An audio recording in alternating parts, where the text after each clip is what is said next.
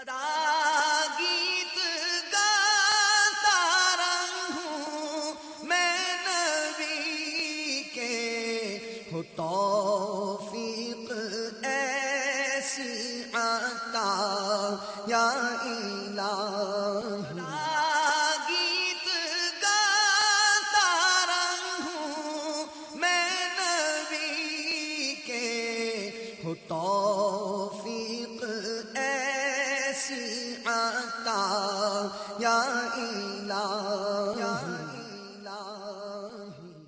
मसलक का तू इमाम है यास क़ादरी, तदबीर तेरी ताम है इलियास क़ादरी, तदबीर तेरी ताम है इलियास क़ादरी। फिक्रे रज़ा को कर दिया आलम पे आशिकार, ये तेरा ऊंचा काम है इलियास क़ादरी। अऊज़ु बिल्लाहि मिनश शैतानिर रजीम।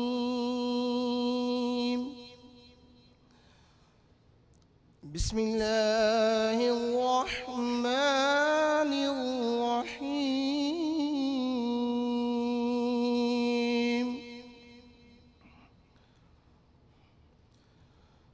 आमना रसूलु बिमा उन्ज़िला इलैहि मिन रब्बिहि वल मुअ्मिनून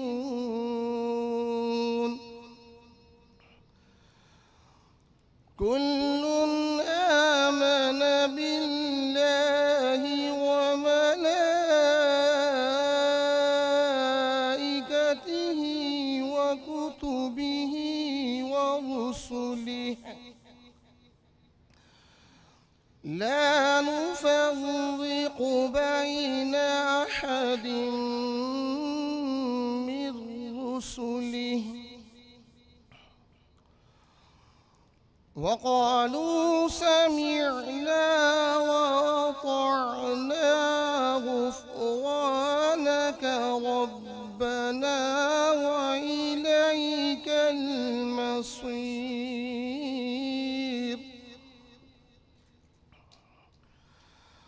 ला युकल्लिफुल्लाहु नफ्सन इल्ला वुस्अहा लहा मा कसबत व अलैहा मक्तसबत। रब्बना ला तुआखिज़ना इन नसीना औ अख़्तअना। रब्बना वला तहमिल अलैना इस्रन कमा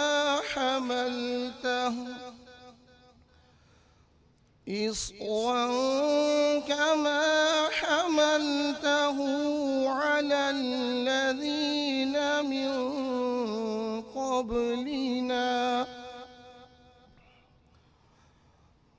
ربنا ولا تحملنا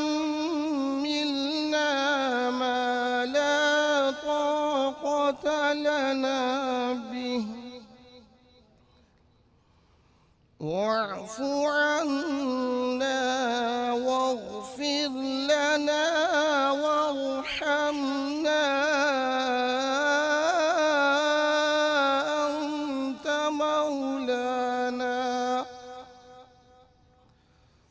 أنت مولانا فانصرنا على القوم الكافرين.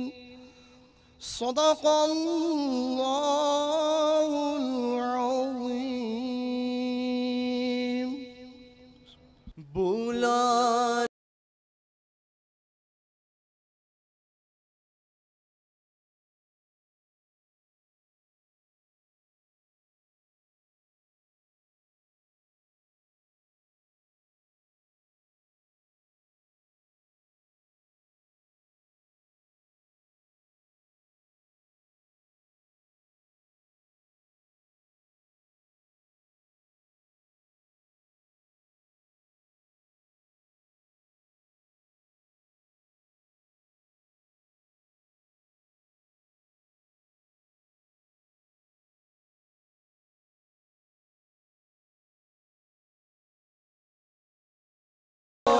फिर मुझे ऐशा है बहरोबर मदीने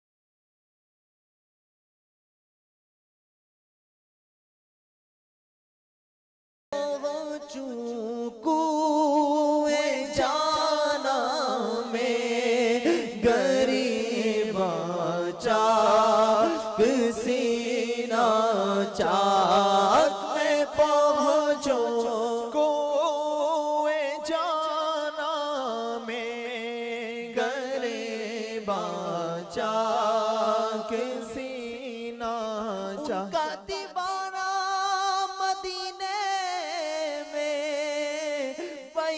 शान गया चाक दिल चाक जिगर चाक गरीबान गया मैं पहुँचूं कुए जाना में गरीबा चाक सीना रोज़े के करीब आकर गिर जाऊं मैं गश खाकर सरकार तुम्हारा फिर दीदार हो जाए मैं पहुँचूं कुए जाना में गरीबा चाक सीना चा गिरा दे काश मुझको शौक तड़पा कर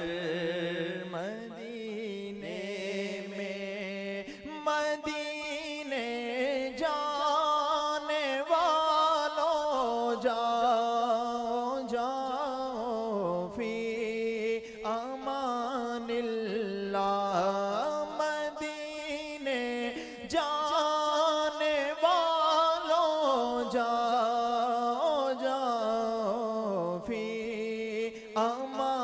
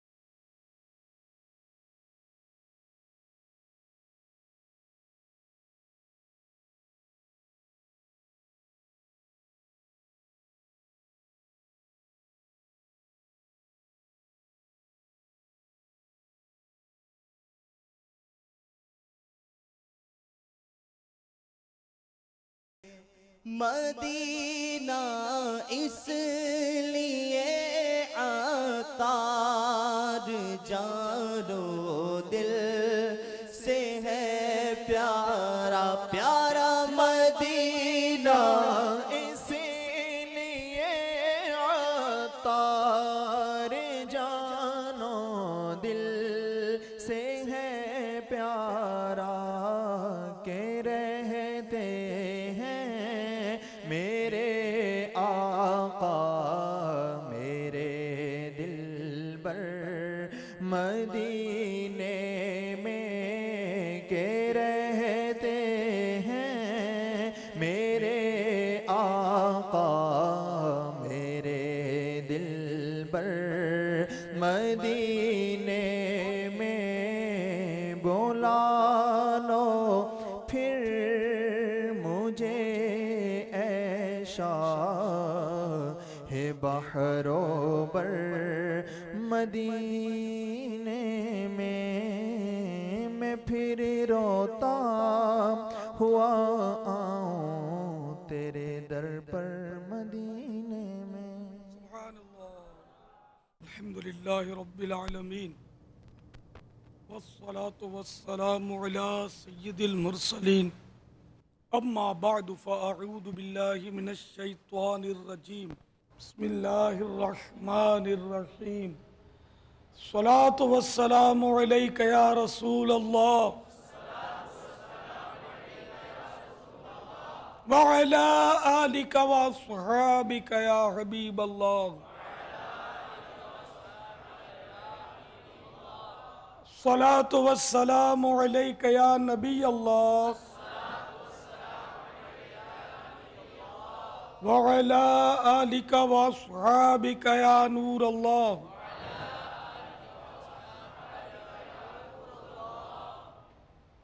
फरमान मुस्तफ़ा सल्लल्लाहु तआला अलैहि वसल्लम, जो शख्स मुझ पर दुरूद पाक पढ़ना भूल गया वो जन्नत का रास्ता भूल गया।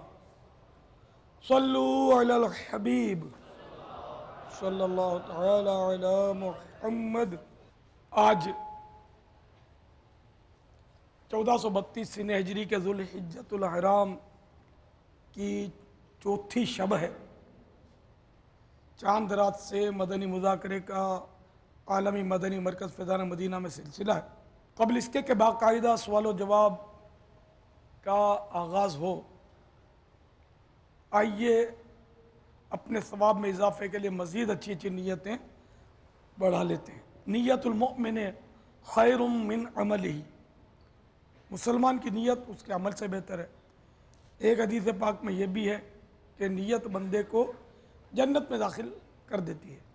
तो हस्बे हाल अच्छी अच्छी नीयतें कीजिए, मगर आंखें नीची बंद करके या सर झुकाकर बिल्कुल मुतवज्जे होकर करेंगे तो हो पाएंगी नीयतें, वरना मुश्किल है।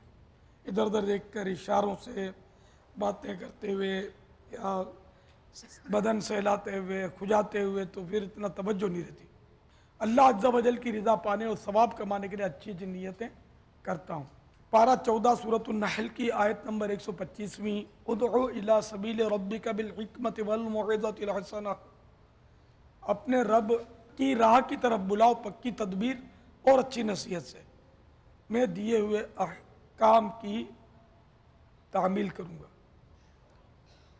इस फरमान मुस्तफ़ा सल्लल्लाहु तआला अलैहि वसल्लम, बल्लिगू अन्नी वलौ आया, यानी पहुँचा दो मेरी तरफ से अगर एक ही आए तो, की पैरवी करूँगा। इला कलिमतुल हक़, यानी अल्लाह अज़्ज़ा वजल का कलिमा बुलंद करूँगा। नेकी का हुक्म दूँगा और बुराई से मना करूँगा। कपड़े या बदन या दाढ़ी या सर के बाल सहलाने, धागे नोचने, उंगलियों से खेलने, इधर उधर देखने, बातें करने, टेक लगाने, पर्दे में पर्दा ना होने की सूरत में घुटने खड़े करके दूसरों के लिए बदनिगाही का बाइस बनने, घुटनों में सर रखने, दूसरे को इशारे करने, उठकर चल पड़ने वगैरह से बचते हुए इल्म दीन की ताज़ीम की खातिर जहाँ तक हो सका दो जानू बैठ कर इल्म दीन समझने के लिए निगाह नीची किए खूब कान लगाकर सुनूंगा। सल्लु अलल हबीब वगैरह सुनकर सवाब कमाने और सौदा लगाने वाले की दिलजोई के लिए नुमाया आवाज़ से जवाब दूंगा। ज़रूरतन सिमट सरक कर दूसरे के लिए जगह कुशादा करूँगा। धक्का वगैरह लगा तो सब्र करूँगा। घूरने, झिड़कने, उलझने, झगड़ने से बचूँगा। ख़ास ख़ास बातें लिख लूँगा। हस्ब मौका अज़्ज़ वजल सल्लल्लाहु तआला अलैहि वसल्लम रज़ी अल्लाह तआला अन्हु रहमतुल्लाहि तआला अलैह वगैरह पढ़ूँगा। मदनी मुज़ाकरे के बाद खुद आगे बढ़कर सलाम व मुसाफ़हा और इनफिरादी कोशिश करूँगा। बनियत अदाए सुन्नत इस दौरान बात करते हुए मुस्कुराता रहूँगा। अपने लिए भी इसमें नियत शामिल है। अरबी और अंग्रेज़ी और मुश्किल अल्फाज और अशआर बोलते वक्त दिल के इखलास पर तवज्जो रखूँगा, यानी अपनी इल्मियत की धाक बिठानी मकसूद हुई तो बोलने से बचूँगा। मदनी काफ़िले, मदनी इनामात नीज़ इलाक़ाई दौरा बराए नेकी की दावत, Jamiatul Medina, मदरसतुल Medina, Darul Medina वगैरह की रग़बत दिलाऊँगा। नज़र की हिफाजत की आदत बनाने खातिर जवाब देने, दौरान बयान या वैसे ही आते जाते उठते बैठे बैठे हत्तल इम्कान निगाहें नीची रखूँगा। कहका लगाने और लगवाने से बचूँगा। फालतू जुमले और गैर ज़रूरी अल्फाज से इज्तिनाब करूँगा। आज के मदनी मुज़ाकरे और अब तक जो मेरे पास नेकियां हैं उन पर अल्लाह की रहमत से मिलने वाला सवाब, ईसाल सवाब बराए जनाब रिसालत मआब सल्लल्लाहु तआला अलैहि वसल्लम व वसीला रहमतुल लिल आलमीन जुमला अंबिया व मुरसलीन खुलफाए राशिदीन उम्महातुल मोमिनीन तमाम शहीदान व असीरान करबला अहले बैत अतहार जुमला सहाबा व ताबईन व तबए ताबईन अइम्मा मुज्तहिदीन उलमा कामिलीन मशाइख आमिलीन बुजुर्गान दीन सरकार गौस आज़म गरीब नवाज मुजद्दिद अल्फ़ सानी इमाम गज़ाली इमाम अहमद रज़ा ख़ान सदरुल शरिया सदरुल अफ़ाज़िल मुफ्ती अहमद यार ख़ान नईमी तमाम अकाबिर अहले सुन्नत उलमा अहले सुन्नत मुफ्ती दावत इस्लामी बुलबुल रोज़ा रसूल हाजी मुश्ताक तमाम मुबल्लिगात व मुबल्लिगीन मरहूमीन तमाम वक़्फ़ मदीना 25 माह 12 माह के मदनी काफ़िलों के मुसाफिर तमाम उम्मत सल्लू अलल हबीब सल्लल्लाहु तआला अला मुहम्मद। आज का मदनी मुज़ाकरा गोश्त फरोश यानी कस्साब इस्लामी भाइयों के दरमियान है और इंशाअल्लाह अक्सर सवालात इसी पेशे के ताल्लुक़ से होंगे। इसमें कस्साब, मवेशी फ़रोश वगैरह उम्मीद है कि शिरकत की होगी और मज़ीद इंशाअल्लाह अभी आमद भी इनकी जारी रहेगी और दुनिया में भी बेशुमार मकामात पर हमारा ये मदनी मुज़ाकरा इस वक्त उम्मीद है कि सुना जा रहा होगा। मदनी चैनल पर आम चूँकि नज़र आ रहा है और कमो बेश अल्हम्दुलिल्लाह मदनी चैनल और इंटरनेट के ज़रिए हमारा ये सिलसिला 176 यानी 250 और ऊपर एक मुल्कों में पहुँचता है। तो अब यह कि जहाँ मुसलमान होंगे सो सुन रहे होंगे, गैर मुस्लिम भी सुनते हैं और बारहा इसकी इत्तला मिलती है कि बहुत पसंद करते हैं और बारहा ये भी इत्तला मिलती है कि मुसलमान हो जाते हैं अल्हम्दुलिल्लाह। क्योंकि अपना ये खालिस इस्लामी चैनल है, इसमें ना एडवर्टाइज है, ना औरत है, ना म्यूज़िक है, ना डांस है, कोई इस तरह की चीज़ें नहीं है। बस अल्लाह रसूल की बातें हैं, तिलावतें, नातें, कुरान और हदीस की तफासिर व शुरूहात हैं और दीन के मसाइल और अहकाम उम्मत की रहबरी रहनुमाई के लिए ये मदनी चैनल घर घर जाकर दस्तक दे रहा है कि आओ मस्जिद भरो तहरीक में शामिल हो जाओ। इंशाअल्लाह मस्जिदें भरेंगे और बच्चे बच्चे को इंशाअल्लाह हम नमाजी बनाने की कोशिश जारी रखेंगे इंशाअल्लाह। अब आखिरी इत्तला तक अभी हमारे पाकिस्तान में मुख्तलिफ़ मकामात पर 1595 मकामात की मेरे पास अभी इत्तला है जहाँ इस्लामी भाई हमारे गोश्त फॉर इस्लामी भाइयों के साथ जमा है। कमो बे 1600 तकरीबन 1600 मकामात पर। माशाअल्लाह, मरहबा। मज़ीद अल्लाह ने चाहा तो इजाफा मैं होगा। सबको मरहबा कहता हूँ। हमारे इस सिलसिले में आप शरीक हैं। दरख्वास्त है कि अव्वल ता आखिर शरीक रहिएगा और साथ में मुतवज्जे भी रहिएगा। अगर बातें करते हुए, इधर उधर देखते हुए और आओ भगत करते हुए एक दूसरे की आप सुनेंगे तो बारहा ऐसा होगा कि काम की बातें निकल जाएंगी। अल्हम्दुलिल्लाह, मेरे आका नेमत सैयदी कुतुब मदीना मौलाना ज़ियाउद्दीन अलैहि रहमतुल्लाह अल मुबीन के उर्स की रात भी है। अल्हम्दुलिल्लाह, तो ये हमको दोहरी बरकत मिली ना कि आज तो वैसे ही सारी रातें बड़ी हैं, क्योंकि रमज़ानुल मुबारक के बाद ये 10 ज़ुल्हिज्जा के 10 दिन है, ये सबसे अफजल दिन है हदीस पाक के मुताबिक। और इन दिनों का 10 ज़ुल्हिज्जा छोड़कर 9 दिन के हर दिन का एक रोज़ा साल भर के रोज़े का सवाब लाता है। एक वली कामिल, आशिक रसूल और खलीफा आला हज़रत सैयदी कुतुब मदीना के उर्स की रात भी है। तो बरकतें बरकतें अल्हम्दुलिल्लाह। सल्लु अलल हबीब सल्लल्लाहु तआला अला मुहम्मद। तो आप सवालात कीजिए, हर सवाल का जवाब वो भी सवाब यानी दुरुस्त और ठीक ठीक आपके मंशा के मुताबिक दे सकूं, ये ज़रूरी नहीं है। बन पड़ा तो अर्ज़ करने की कोशिश करूँगा, भूल करता पाएँ फ़ौरन मेरी इस्लाह फरमाएँ। मुझे बिला वजह आए बाएँ शाएँ करता अपने मौके पर खामा खा अड़ता नहीं, बल्कि शुक्रिया के साथ रुजू करता पाएंगे इंशाअल्लाह अज़्ज़ व जल। सल्लु अलल हबीब सल्लल्लाहु तआला अला मुहम्मद। बापा जानी की खिदमत में अस्सलाम वालेकुम। वालेकुम अस्सलाम व रहमतुल्लाहि व बापा जान, बरकातुहू।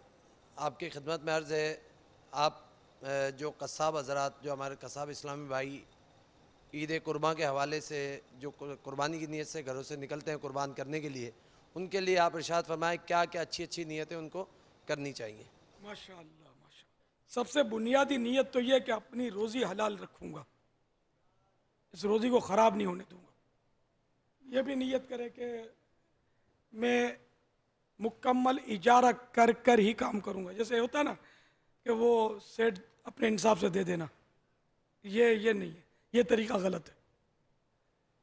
या ये कि हर साल ज़बा करते हैं और सेठ साहब खुश कर देते हैं, वो सेठ साहब भी बोल देगा मैं तुमको खुश करूँगा, तो हर साल रेट बढ़ता है आजकल।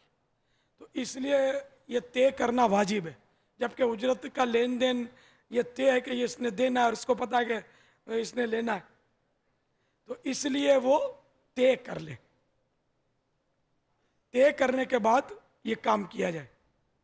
तो मैं तय करके काम करूँगा, बगैर तय किए नहीं करूँगा, क्योंकि वरना रोज़ी जो है वो ख़राब होती है। उजरत मतलब गुनाहगार होता है, और उजरत मिसल का हकदार तो होता है, लेकिन बगैर तय किए करेंगे ना, जहाँ के उजरत साबित है कि मिलेगी, तो ऐसी सूरत में बगैर तय किए दोनों गुनाहगार हैं, दोनों को तौबा करनी होगी। उजरत मिसल का हकदार है, यानी जितनी उजरत उस वक्त राइज है उसका वो हकदार है कि उसको उतनी उजरत मिलनी चाहिए। फिर लड़ाई भी होती है बाजू का, ये तुम्हारा इंसाफ है, मैंने इतनी मेहनत की, पसीना बहाया, मैं तो समझा कि जानवर छोटा होगा लेकिन जानवर बड़ा है तुम्हारा, तो हड्डी सख्त है, तो मेरी छुरी की धार बैठ गई, तो 1000 बातें बनाते होंगे। तो इसलिए वो तय कर ले तो मसला हल है।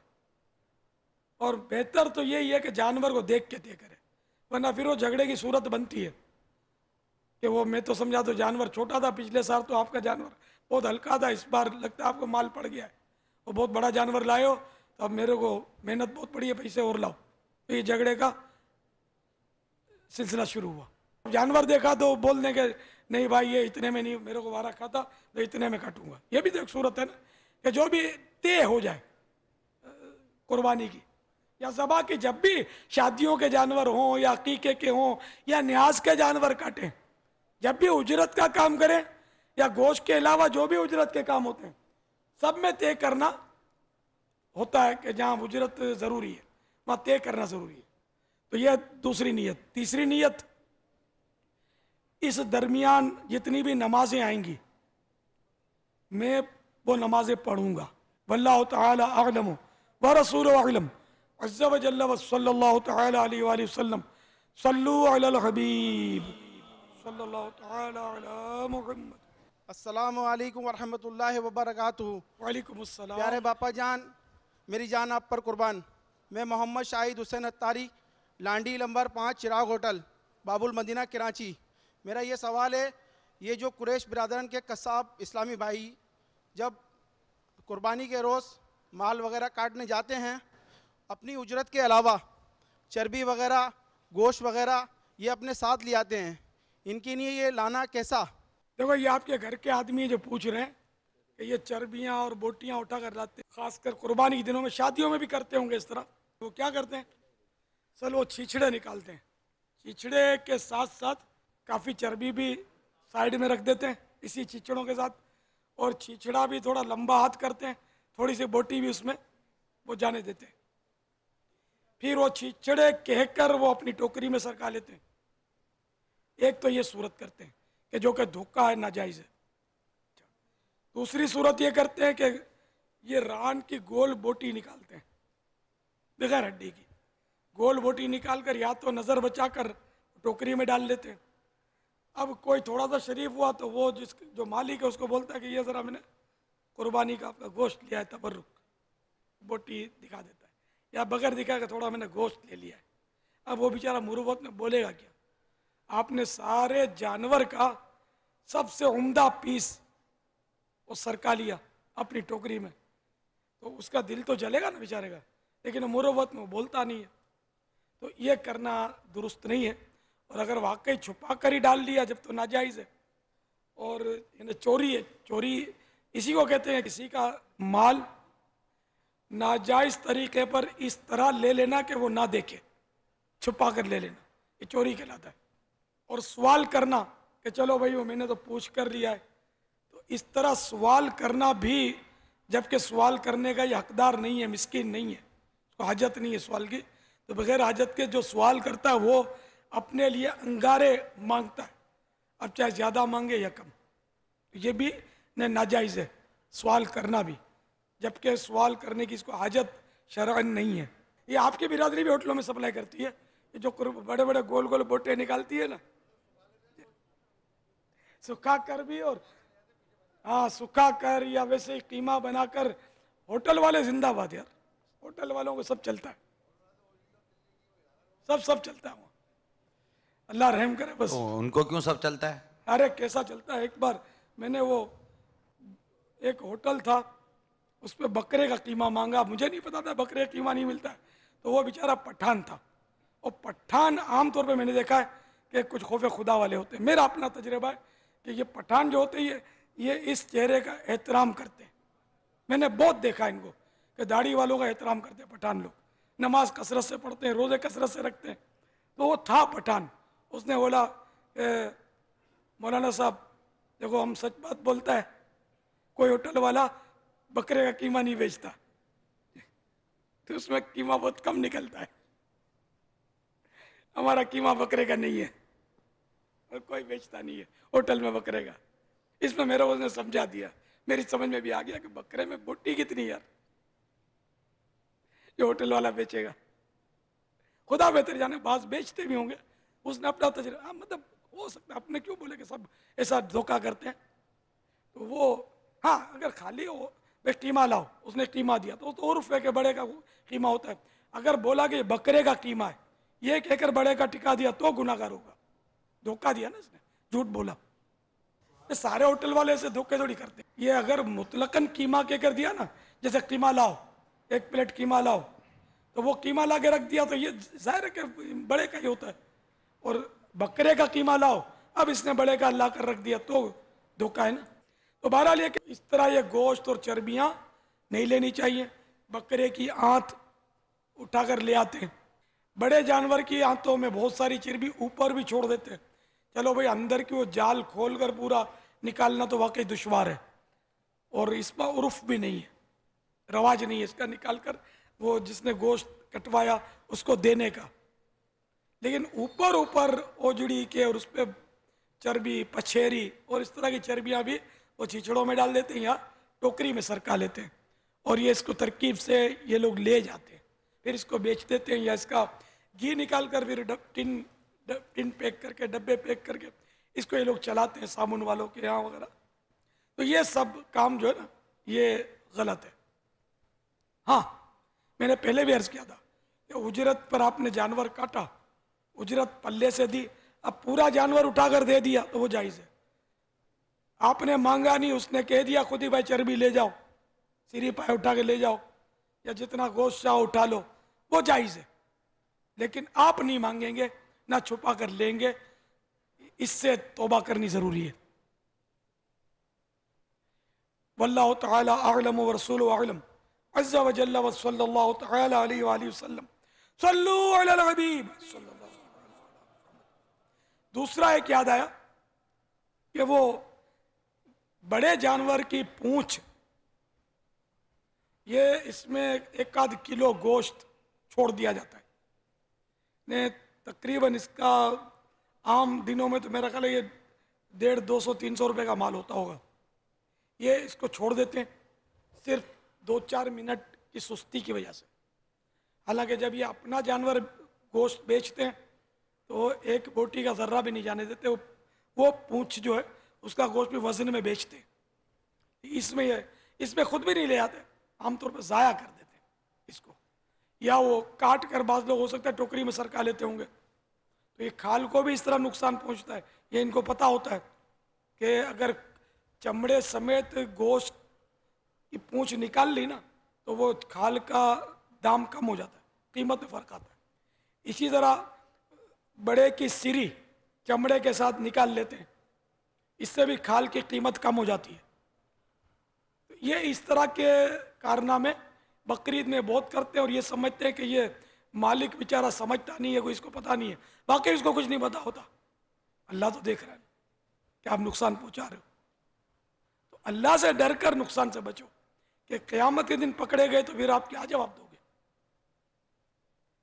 तो अल्लाह से डरते हुए आप उस तरह काम कीजिए। कुर्बानी के दिनों में भी कोई शादी के कटवाए, अकीके के कटवाए, नियाज के जानवर कटवाए, तो इन सब के लिए आप वही उसी तरह काम कीजिए जिस तरह आप अपने घर का बेचने के गोश्त की हिफाजत करते हैं, बेचने के खाल की हिफाजत करते हैं, बेचने के सिरी पाए जिस तरह आप बनाते हैं उसी तरह बनाए। मैं कहता हूं कि बेशक आप सिर्फ एक जानवर काटे, ये बोलेंगे दूसरे मैंने 10 काटे, मैंने 12 काटे, मैंने 15 काटे। अब इसमें वो कितना कौन सच्चा बोलता है आप अपनी बिरादरी को खुद जानते हैं। तो चलो काटे भी 15, अब वो 15 जिस तरह काटे वो भी आप समझते हैं किस तरह 15 कटते हैं एक दिन में। एक दिन में 15 कटना बहुत मुश्किल है कि एक आदमी काट सके, पूरी टीम होती है, लेकिन उसका ही 15 काटना ये दुश्वार होता है। अगर किसी ने काट भी लिए तो दुरुस्त नहीं काटेगा, वही मारा मारी चूरा चूरी करके और वो खाले फाड़ फूड़ के आ जाएगा पैसे समेट कर। और कितने लोग उसको गालियां दे रहे होंगे, गिबतें कर रहे होंगे, यार ये हमारे सिरी पाए छोड़ दिया, वो बोलेगा हमारा ये कर दिया, हमारा वो कर दिया। तो ये नहीं ठीक। इसके बजाय आप एक जानवर काटें शरीयत के मुताबिक और दुरुस्त काटें और हलाल कमाई इजारा जो भी तय किया वो लेकर आ जाएं। ये एक इंशाअल्लाह आपको वो बरकत देगा कि इसके 15 उसको शायद फंसा देंगे क़यामत में, और आपका एक इंशाअल्लाह आपने अल्लाह की रज़ा के लिए किया तो वो जन्नत में जाने का हो सकता है सबब बन जाए। तो अल्लाह की रहमत पर नज़र रखते हुए आप बेशक काम कम करें लेकिन दुरुस्त करें, सही करें। बकरे की भी वो पूंछड़ी वो भी छील कर वो भी वजन में जाती है आम दिनों में, वो भी पूरी की पूरी बाजू का छोड़ देते हैं, इसमें थोड़ा छीलने की तकलीफ नहीं करते। दुम्बे की चक्की तो चर्बी चर्बी होती है तो वो चर्बी भी उसमें छोड़ देते हैं खाल में। हालांकि पानी लगाकर वो ज़्यादा मेहनत नहीं पड़ती उसकी, उसको साफ करने की एक तरीका है जो आप मुझसे ज़्यादा जानते हैं, तो उस तरीके से पूरा जो है ना पीस चर्बी का निकल सकता है। जो माहिर होगा वो निकाल लेता, ज़्यादा उसको मेहनत नहीं पड़ती। लेकिन सुस्ती की वजह से वो छुरियाँ मार के वो उसकी चक्की की खाल का भी वो चीरे मार के उसको जो तो थोड़ी सी चक्की की चर्बी उसमें आई, थोड़ी चर्बी खाल में चली गई, इस तरह करके आ जाते हैं। ऐसा ना क्या करें प्लीज़, अल्लाह से डरेंगे कि ये चर्बी ज़ाया हो जाएगी। खाल वाले की भी क्या काम आएगी, गंदी गंदी हो जाती है बाद में, तो वो घसीट कर और खून और गोबर सब इसमें ये तरकीब आउट हो जाती है इसकी। तो ऐसा ना करें, हलाल रोज़ी कमाएं, सुथरी रोज़ी कमाएं, साफ़ रोज़ी कमाएं, खुद भी साफ़ रोज़ी खाएं, बच्चों को खिलाएं। इंशाअल्लाह बीमारियों से, मुसीबतों से, आफतों से भी बचत होगी इंशाअल्लाह। खूब बरकतें इसमें ऐसी मिलेंगी कि जो सुकून वो मालदारों को नहीं मिलेगा। बड़े बड़े जो यानी कि अपने तमेले चलाते हैं, कमेले चलाते हैं, कमेला स्लोटर हाउस को ही पहले बोलते थे, लेकिन अब ये स्लोटर हाउस बोलते हैं, पहले हम लोग कमेला बोलते थे इसको, मज़बाह भी बोलते हैं इसको। तो बड़ा बड़ा कमेला भी चलाता है जो हलाल रोज़ी नहीं कमाता, और जो सिर्फ 10-12 सेर गोश्त बेचता है और हलाल तरीके पर बेचता है, इंशाअल्लाह उसको बरकत ज़्यादा होगी, उसको चैन की नींद आएगी, वो टेंशन की वजह से नींद की गोलियां खाकर सोएगा कमेले का मालिक। जबकि हराम रोज़ी कमाता होगा या इस तरह पानी मिलाकर और धोखे देता होगा तो शायद उसको सुकून नहीं होगा, उसको तरह तरह की बीमारियां लगी हुई होंगी। अल्लाह ताला हम सबको आफियत नसीब फरमाए, हलाल और आसान रोज़ी दे। वल्लाहु तआला अअलम व रसूलुहु अअलम अज़्ज़ा व जल्ला व सल्लल्लाहु तआला अलैहि व सल्लम। सल्लु अलल हबीब अरे बाबा जान, रहमतुल्लाह। आपकी बारगाह में अर्ज़ से गोश्त फरोश कीमे में मिला के बड़ वगैरह भेज देते हैं, इस बारे में मदीनी फूल इरशाद फरमाएं। कीमे में बट मिलाते, जी कीमे में बट मिलाते हैं या बट को वो गोश्त के कीमे जैसा बना देते हैं? बट को कीमे के गोश्त जैसा बना देते हैं। वो इस तरह बनाते हैं कि इसमें वो जमा हुआ खून मिला देते हैं, ज़बाशुदा जानवर का निकला हुआ, तो ये तो नापाक होता है। और अव्वल तो बट भी पूरी धुली हुई नहीं होती, उमूमन धुली हुई नहीं होती, सही उसमें गोबर लगा हुआ देखा और पीलाहट होती है उसमें गोबर की। फिर उसमें डालते हैं ये जमा हुआ खून, या कोई थोड़ा सा शरीफ हुआ तो चलो भाई खून नापाक है दफा करो, तो वो तिल्ली मिलाता है। वो तिल्ली मिलाना भी धोखा ही है कि उसको वो बट को तिल्ली भी मिलाओगे तब भी लाल हो जाएगा गोश्त की तरह, खून मिलाएंगे तब भी लाल हो जाएगा। तो ये है गोश्त कहकर बेचना, इसको हराम है, ये सरासर धोखा है।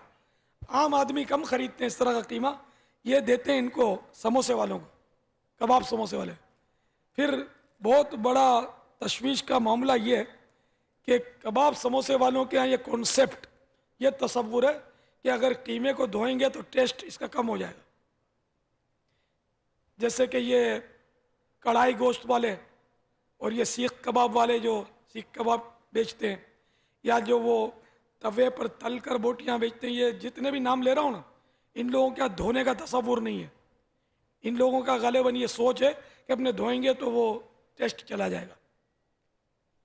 तो अब इस तरह के लोग ये कबाब समोसे इसके खिलाते हैं, खून आलूद, गोबर आलूद बट के, और लोग बेचारे शौक से खाते हैं। और ये कीमा बदकिस्मती से इबादत के महीने में ज़्यादा चलता है। इबादत का महीना कौन सा है? रमज़ान मुबारक में ये कीमा बहुत बिकता है, बट महंगी हो जाती है। बट उसको बोलते हैं बड़ी ओजड़ी जो है ना, बड़े की ओजड़ी, बड़े की ओजड़ी की जो नोकदार छिलका होता है उसको उतार देना, अब जो सफ़ेद गोश्त बच जाता है वो बट कहलाता है। तो ये बदकिस्मती से इन दिनों में ज़्यादा बिकता है, रमज़ानुल मुबारक में। और अल्लाह की पनाह, ये नापाक कीमा मस्जिदों में पहुंचता है इफ्तार करने वालों के पास। लोग समोसे खरीद कर बेचारे सवाब की नीयत से वो मस्जिद में दे आते हैं इफ्तारी के लिए, इनको सवाब मिलेगा। ये बेचारे, इनको क्या पता कि अंदर क्या भरा हुआ है, लेकिन अब मुझे पता है कि इसमें क्या भरा हुआ है। अलबत्ता जो समोसा हमने खरीदा उसको नापाक और हराम नहीं बोलेंगे। हो सकता है कि यह बेचारा सही आदमी हो और सही कीमत देता हो, यकीनी मालूम नहीं है। हाँ, यकीनी मालूम हो कि ये खून आलूद कीमा है, सबा किए हुए खून मिला हुआ बटका, फिर तो ऐसा समोसा खाना भी हराम हो जाएगा। बल्कि उसके उसी तेल में तले हुए पकोड़े भी नहीं खा सकेंगे कि तेल तो एक ही है ना दोनों का। उन्हें तेल में डूबेंगे कि समोसा, तेल तो नापाक हो गया। अब जो पकोड़ा तले वो भी नापाक हो गए, जो भी अब इसमें चीज़ तली गई वो सब नापाक है। तो ये इस तरह चंद सिक्कों की खातिर ये मुसलमानों को क्या क्या खिला रहे। अगर ये मेरे इस्लामी भाई जो यहाँ बैठे हुए ना, ये नुमाइंदे हैं गोश्त फरोशों के, एक तादाद है जिसमें ये इनकी गोश्त बिरादरियाँ जो होती हैं, इनके जिम्मेदारान और इनके लीडरान भी आए होंगे आज, और दुनिया में कहाँ कहाँ सुन रहे होंगे। अगर ये सब खौफ खुदा वाले बन जाएं सब के सब, और ये तय कर लें कि हम अपनी बिरादरी के माथे का कलंक का टीका ये धोएंगे और इंशाअल्लाह अब हम हलाल गोश्त बेचेंगे और साफ़ सुथरा गोश्त बेचेंगे, तो अल्लाह करेगा तो ये बुराई काफ़ी हद तक दूर हो जाएगी इंशाअल्लाह। क्योंकि ये आपकी बिरादरी की पोलें सिर्फ आप जानते, ऐसा नहीं है, मैं आपकी बिरादरी का नहीं हूँ, मगर मुझे ऐसी बहुत सारी पोलें आपकी आज से नहीं ज़माने से पता है, तो अब मुझे मालूम है। अब मेरे ज़रिए आपकी ये पोलें इस वक्त दुनिया भर में डंके की चोट जा रही हैं, आप किस किस की ज़बान बंद करोगे? मगर मैं ये पहले भी कह चुका हूँ कि हर गोश्त फरोश बुरा नहीं है, हर कस्साब बुरा नहीं है, इसमें एक से एक अल्लाह के नेक बंदे भी मिलेंगे, इसमें औलिया किराम भी होते होंगे। तो इसलिए बहरहाल ये कि हर गोश्त फरोश बुरा नहीं और हर गोश्त फरोश अच्छा भी नहीं। तो जो अच्छे हैं और इन चीज़ों को समझते हैं वो उन बुरों को अच्छा करना शुरू कर दें, समझाना शुरू कर दें। इस तरह इंशाल्लाह बार बार हम आते जाते रहेंगे, मदनी काफ़िलों में सफ़र करते रहेंगे, तो इंशाल्लाह ये मदनी फूल हमको मिलते रहेंगे और हमारा जहन बनता चला जाएगा, खुदा का खौफ हमारे दिल में पैदा होता चला जाएगा, और इंशाअल्लाह अज़्ज़ा वजल हम लोग जो हैं ये सुथरी रोज़ी कमाने पर कादिर हो जाएंगे इंशाअल्लाह अज़्ज़ा वजल। वल्लाहु तआला अअलम व रसूलुहु अअलम अज़्ज़ा वजल्ल व सल्लल्लाहु तआला अलैहि वसल्लम। सल्लु अलल हबीब। अस्सलामु अलैकुम व रहमतुल्लाहि व बरकातुहू। वालेकुम अस्सलाम व रहमतुल्लाहि व बरकातुहू। बाबा जानी आपकी बारगाह में अर्ज़ ये है कि अल्हम्दुलिल्लाह हमारी बिरादरी पर भी आपने शफ़क़त फरमाई और ये मदनी मुज़ाकरा ख़ास कुरैश बिरादरी के लिए रखा। तो आपकी बारगाह में ये अर्ज़ करूँगा कि हमारे कुरैश बिरादर के इस्लामी भाइयों का ये भी जहन बना दें कि अपनी औलादों को हाफिज़ कुरान, आलिम दीन बनाने के लिए कोशिश करें। इसके मुतालिक आप कुछ हमारी तरबियत फरमा दें। ये भी गोश फरोश बिरादरी के हैं। अब देखो मदनी हुलिया में तो ये आपको फ़ख्र करना चाहिए कि आपकी बिरादरी में से भी हैं। इनके बच्चे भी माशाल्लाह हिफ्ज़ कर रहे हैं, और बाज़ों के बच्चे जो मैं अपने गरीब खाने पर ये लोग आए थे तो दरस निज़ामी भी कर रहे हैं, अब गोश्त फरोश भी दरस निज़ामी कर रहे हैं, इनकी औलादें अल्हम्दुलिल्लाह। मगर आपकी बिरादरी का कोई मुफ्ती नहीं सुना अभी तक मैंने, हो तो मुझे पता नहीं है, तो यार एक आध मुफ्ती तो हो ना जिससे आप मसले पूछें, क्योंकि अल जिन्स व यमीलो इलल जिन्स ये आयत नहीं है, मुहावरा है अरबी का कि हर जिन्स अपनी जिन्स की तरफ मेलान रखती है ना, हर बिरादरी का फ़र्द समझो कि अपनी बिरादरी की तरफ उसको ज़रा मेलान होता है, कशिश होती है। तो आपका मुफ्ती हो जो आपको मतलब सही रास्ते पर चलाए, अल्लाह करे ऐसा हो जाए, तो ये बनते रहेंगे तो इंशाअल्लाह कभी मुफ्ती भी बन जाएंगे। तो अपने बच्चों को मेहरबानी करके मदरसतुल मदीना में दाखिला दिलवाएं, इनको हाफिज़ कुरान बनाएं, जामियतुल मदीना में दाखिला दिलवाएं, इनको आलिम दीन बनाएं। ये अपने बहुत सारे जामियात हैं, बेशुमार मदारिस हैं, और कमोबेश 1.25 लाख मदनी मुन्ने हिफ्ज़ और नाज़रे की तालीम अपने हासिल कर रहे हैं मदरसतुल मदीना में, मुल्क में। और मदनी मुन्निया भी है, इनके भी मदरसे, बच्चियों के भी मदरसे, इनमें आप दाखिल करवाएं, बच्चियों को दरस निज़ामी करवाएं, बच्चों को दरस निज़ामी करवाएं, ताकि आलिम और अल्लाह करे आलिमा बन जाएं। फिर अल्लाह करे मज़ीद इनको आगे पढ़ाएं आप तो मुफ्ती बन जाएं, अल्लाह करे तो ऐसा करें। इससे क्या होगा कि आपकी औलाद इंशाअल्लाह आपके लिए सदक़ा जारिया हो जाएगी। अगर आपने आलिम औलाद छोड़ी, नेक औलाद छोड़ी, हाफिज़ कुरान औलाद छोड़ी, तो इंशाअल्लाह वो आपके बाद भी आपको इसाले सवाब करते रहेंगे, आपके लिए बख्शिश की दुआ करते रहेंगे। वरना आजकल की औलाद को कहाँ दुआ है, इन्हें इसाले सवाब करना कहाँ आता है, जनाज़े की नमाज़ पढ़ने नहीं आती। आप में से शायद ही कोई हो कि जिसने अपने अब्बू की नमाज़ पढ़ाई हो, शायद ही कोई होगा आपकी बिरादरी में कि भाई मेरे वालिद साहब फोत हो गए तो मैंने जनाजा पढ़ाया था। मुश्किल है, आता ही नहीं पढ़ाना, कैसे पढ़ाएगा? खुद नमाज में क्या पढ़ना ये भी नहीं आता। अब ये कितनी बदनसीबी है कि आपका बेटा आपका जनाजा नहीं पढ़ सकेगा, आपका बेटा आपके पीछे खड़ा होकर आपकी नमाज जनाजा पढ़ नहीं सकेगा, हाथ बांधकर खड़ा हुआ है और यूं कोने कोने से देख रहा है कि आप क्या कर रहे हैं। अच्छा अल्लाह अकबर बोला तो अल्लाह अकबर, कभी यूं कर लेगा फिर यूं कर लेगा कि नहीं नहीं, वो ईद में हाथ उठाते हैं, जनाजे की नमाज में बार बार हाथ नहीं उठाते, ऐसे करेगा फिर नमाज में। तो ये नमाज भी तो पढ़े ना सही है आपकी, फिर इसको ईसाले सवाब भी नहीं आएगा करना कि क्या पढ़ना चाहिए, ईसाले सवाब कैसे करते हैं। तो मेहरबानी करके आप आते जाते रहिए मदनी माहौल में, इज्तिमा में भी हफ्तावार शरीक हो ताकि मज़ीद जज्बा मिले आपको, मदनी काफ़िलों के मुसाफिर बनते रहें ताकि मज़ीद शौक़ पैदा हो, और अपने बच्चों को हमारे हवाले कर दें। इनको गोश फरोश नहीं बनाए यार, इनको छुरियाँ चलाना नहीं, इनको कलम चलाना सिखाएं। ये कलम से नोटों का हिसाब नहीं करवाना, इस फतवे लिखवाने, मसाइल लिखेंगे, फतवे लिखेंगे और दीनी किताबें लिखेंगे, इंशाअल्लाह सवाब जारिया का अंबार लग जाएगा। ठीक है ना, भूखा ये भी नहीं मरेगा। देखो अगर सिर्फ गोश्त का काम करने वाले भूखे मरते होते कि आपकी बिरादरी का भाई और कोई धंधा ही नहीं है, ये तो कभी का गोश्त फरोशी का काम छोड़ चुके हैं, बेकार है, तो बेकरी चलाते हैं, बेकार नहीं है, बेकार है। और कई गोश्त फरोशों से ज्यादा शायद ये कमाते होंगे। खैर छोड़ दो, ये नहीं कह रहा मैं ये कह रहा हूँ गोश्त फरोशी के अलावा भी हलाल रोजी कमाई जा सकती है ना। आपकी बिरादरी के आपके बच्चे और काम भी कर सकते हैं। मुफ्ती बन जाएंगे तो तनख्वाह भी बहुत अच्छी मिलेगी। जब कहीं किसी दारुल इफ्ता में ज्वाइन कर लेंगे सर्विस, अच्छी तनख्वाह मिलती है मुफ्ती को आम मुदर्रिस के मुकाबले में। शायद आप अपनी दुकान में इतना ना कमाते होंगे, हो सकता है, क्योंकि मुफ्ती तो लाखों में कोई बनता है। जी हाँ, लाखों में, हाँ बिल्कुल बिला मुबालगा कह रहा हूँ, सैकड़ों में नहीं, हजारों में भी नहीं, लाखों में। मुफ्ती दुनिया में मुफ्ती बहुत कम है।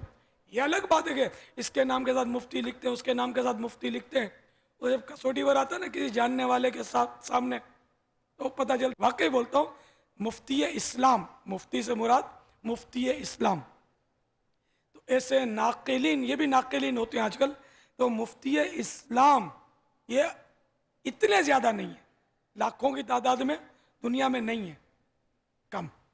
उलमा बहुत है, हर आलिम मुफ्ती नहीं होता, हर मुफ्ती आलिम होता है लेकिन हर आलिम मुफ्ती नहीं होता। मुफ्ती एक बहुत बड़ी पोस्ट है जो बहुत मेहनत करने के लिए का बाद आती है, और कुदरती उसका ज़हीन होना ज़रूरी है। अगर वो ज़हीन नहीं है ना, पढ़ने में तेज़ नहीं है, मसला बताने में तेज़ नहीं है, तो वो मुफ्ती बन नहीं सकता, भूल जाता है। तो बहरहाल ये कि अपनी बिरादरी में मेहरबानी करके आप मुफ्ती बनाए, आलिम बनाए। क्या ख्याल है, नियत करेंगे, हमारे हवाले करेंगे अपने बच्चे इंशाअल्लाह। जज़ाकुमुल्लाह, अल्लाह ताला आपको इसका अजर देगा। नियत साफ, मंजिल आसान इंशाअल्लाह। वल्लाहु तआला अअलम व रसूलुहु अअलम अज़्ज़ा व जल्ल व सल्लल्लाहु तआला अलैहि व सल्लम। सल्लु अलल हबीब सल्लल्लाहु तआला अला मुहम्मद। अस्सलाम वालेकुम बाबा जानी। वालेकुम अस्सलाम। मेरा सवाल यही है कि अगर किसी जानवर को गहरी चोट लग जाती है कि अगर उसकी कुर्बानी करना जायज़ है या नहीं? गहरी चोट? जी। हाँ? अच्छा, अब चोट कैसी लगी, गहरी से मुराद क्या है? मिसाल के तौर पे ऐसी गहरी लगी टांगी टूट गई,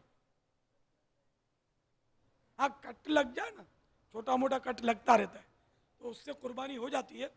और जबकि वो चलकर अपनी कुर्बान गाह तक जाने के काबिल हो, है ना, तो ये छोटा नक्स कहलाएगा और इससे कुर्बानी मकरूह हो जाएगी। और अगर बड़ा कट लगा, जैसे टांगी कट गई, लंगड़ा हो गया, जिसका लंगड़ापन जाहिर है, तो कुर्बानी नहीं होगी। और इसी तरह आंखें फूट गई, उसकी ऐसी चोट लगी तो भी कुर्बानी नहीं होगी, फूटी गई उसकी आंखें। और अगर एक आंख फूट गई तब भी कुर्बानी नहीं होगी। तो काने जानवर की जिसका कानापन जाहिर हो उसकी कुर्बानी नहीं होती। बाकी ये छोटे मोटे जख्म तो गाड़ी पे चढ़ाते उतारते लग जाते हैं। इस पे बेदर्दी से ये मवेशी फरोश भी जिस तरह चढ़ाते हैं उतारते हैं, सब देखा हुआ है। बेचारे जानवर बहुत तकलीफ में आ जाते हैं। जिस तरह गाड़ी में भरते हैं ये लोग, टांग किसी की यूं रह गई, किसी की यूं रह गई, ऊपर दूसरा जानवर डाला, तीसरा जानवर डाला, फिर बाज़ों का तो बेदर्दी से ऊपर ऊपर से वो छोटे जानवरों को फेंकते हैं, ट्रकों से फेंकते हैं, और इसमें जानवर जख्मी हो जाते हैं। ये ना भी जख्मी हो तो आपको कोई उठा के फेंकेगा तो कैसा लगेगा। तो जानवरों पर रहम करो। अल्लाह ताला हम सबको रहम करने की तौफीक अता फरमाए। माशाअल्लाह। वल्लाहु ताला अअलम व रसूलुहु अअलम। अज़्ज़ा व जल्ला व सल्लल्लाहु ताला अलैहि व सल्लम। सल्लु अलल हबीब सल्लल्लाहु ताला अला मुहम्मद। अस्सलामु अलैकुम। वालेकुम अस्सलाम। बारगाह में अर्ज़ है कि अक्सर कस्साब इस्लामी भाई बचिया का गोश्त नाम रख कर कट्टे का गोश्त बेचते हैं। कट्टे की तारीफ यह है कि भैंस का बच्चा 2 या 4 दिन का, वो भी चूँकि गुलाबी कलर का होता है, बचिया के गोश्त से तकरीबन जो है ना कलर मिलता जुलता होता है। तो 2 या 4 दिन का बच्चा काट कर बोलते हैं ये भी बचिया का गोश्त है और वो फराम करते हैं। और मजीद इसकी चापें बकरे की चापें कहकर बिल्कुल वो सप्लाई भी हो जाती है। अस्सलाम वालेकुम। वालेकुम अस्सलाम व रहमतुल्लाहि व बरकातुहू। तो ज़ाहिर है ये धोखा है कि इसका नाम वो नहीं है जो आपने लिया, इसका नाम ही कट्टा है। और ये आमतौर पे बच्चा होता है भैंस का, उमूमन और जानवर का भी होता है, लेकिन ज़्यादातर ये भैंस का नर बच्चा होता है कि ये दूध देता नहीं है ना, आगे बड़ा भी होगा दूध तो इसने देना नहीं है, चारा ही खाना है हमारा। तो इसलिए इसको जल्दी जल्दी निकाल देते हैं। तो इस तरह धोखे से गोश्त बेचना ये गुनाह है। अगर धोखा नहीं दिया और इसको कहा यही है कि ये है ही कट्टेगा, क्योंकि इसकी दुकानें अलग होती हैं और जो ग्राहक इसके लगे बंदे ग्राहक होते हैं उनको पता होता है कि ये गोश्त कौन सा है। तो अब इस तरह बेचना धोखा दिए बगैर ये जायज़ है। वल्लाहु ताला अअलम व रसूलुहु अअलम। अज़्ज़ा व जल्ला व सल्लल्लाहु ताला अलैहि व सल्लम। सल्लु अलल हबीब।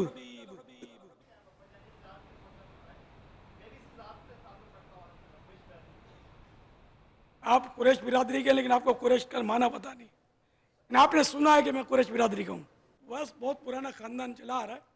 और ये बता रहे थे कि हमारा शजरा नसब जो है सरकार सल्लल्लाहु ताला अलैहि वसल्लम के वो दादे परदादे जो थे हज़रत कुसा बिन कल्लाब रहमतुल्लाह ताला अलैह, ये सरकार से पहले के थे। तो ये जितने भी सरकार के आबा व अजदाद जो हुए न सब तौहीद पर थे, अहले ईमान थे। इनमें कोई भी गैर मुस्लिम नहीं हुआ बाप दादों में मेरे आका के सल्लल्लाहु ताला अलैहि वसल्लम। तो इसलिए ये बोलते हैं कि हमारा शजरा उनसे मिलता है, हम लोग जो गोश्त फरोश हैं, तो इसलिए हम अपने आप को कुरैशी कहते हैं।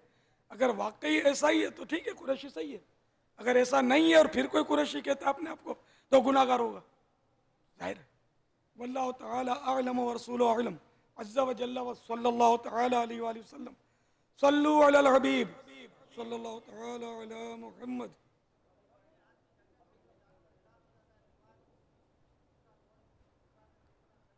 जी बीमार गोश्त तो हलाल होता है।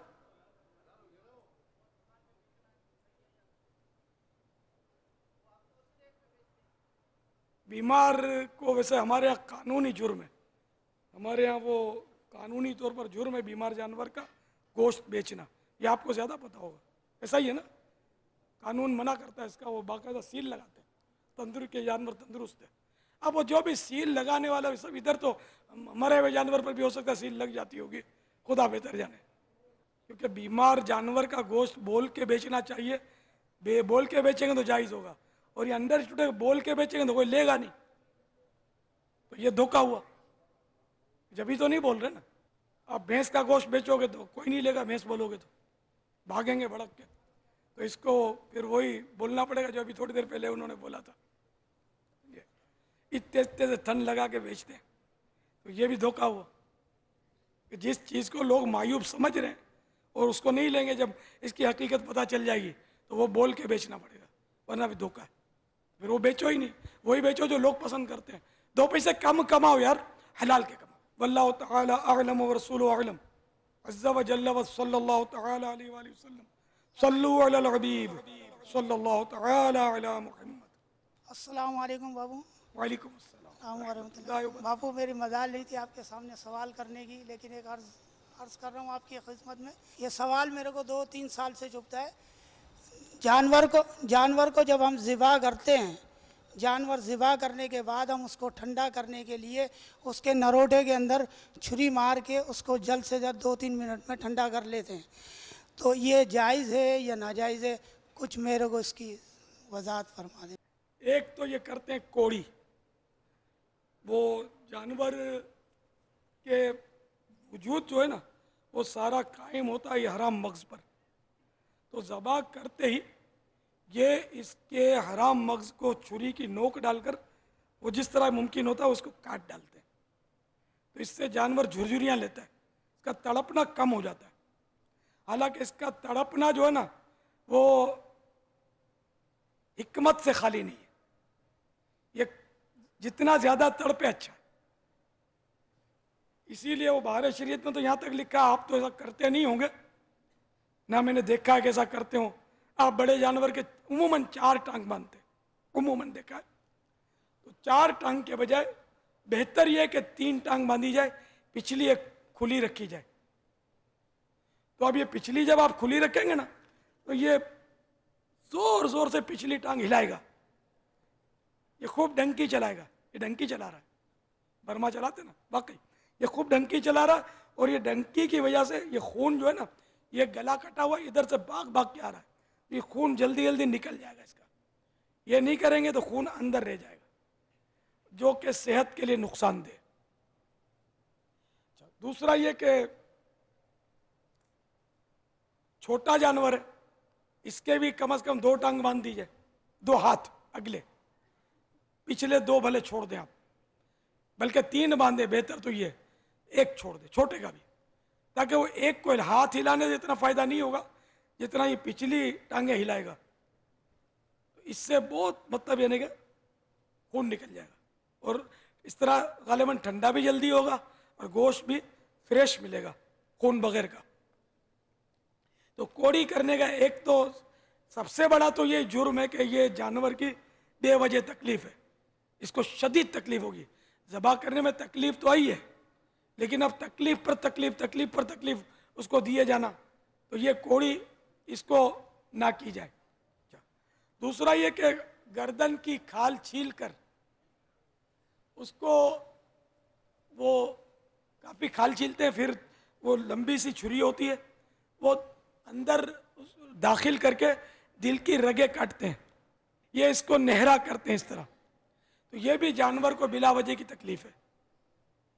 आप अंदाज़ा लगाएं कि आपको थोड़ी सी चोट लग जाए, थोड़ी सी खाल लटक जाए, इसको अगर आप खींचेंगे कितनी तकलीफ होगी।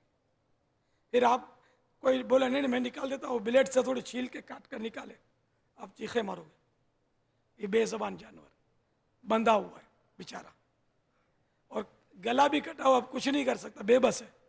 इसकी आप मैंने इसके ऊपर चढ़ के बैठे देखा है मैंने, के ऊपर बैठ जाते हैं उसके ऊपर, और बेचारे की वो गर्दन की छिलाई करते हैं और छुरी अंदर घोंप के वो रगें काटते हैं। शदीद तकलीफ है इस बेबस जानवर की। अगर यही बेबस जानवर जिसको आप ये तकलीफ दे रहे हैं, क़यामत के दिन अगर आप पर छोड़ दिया गया तो क्या करोगे।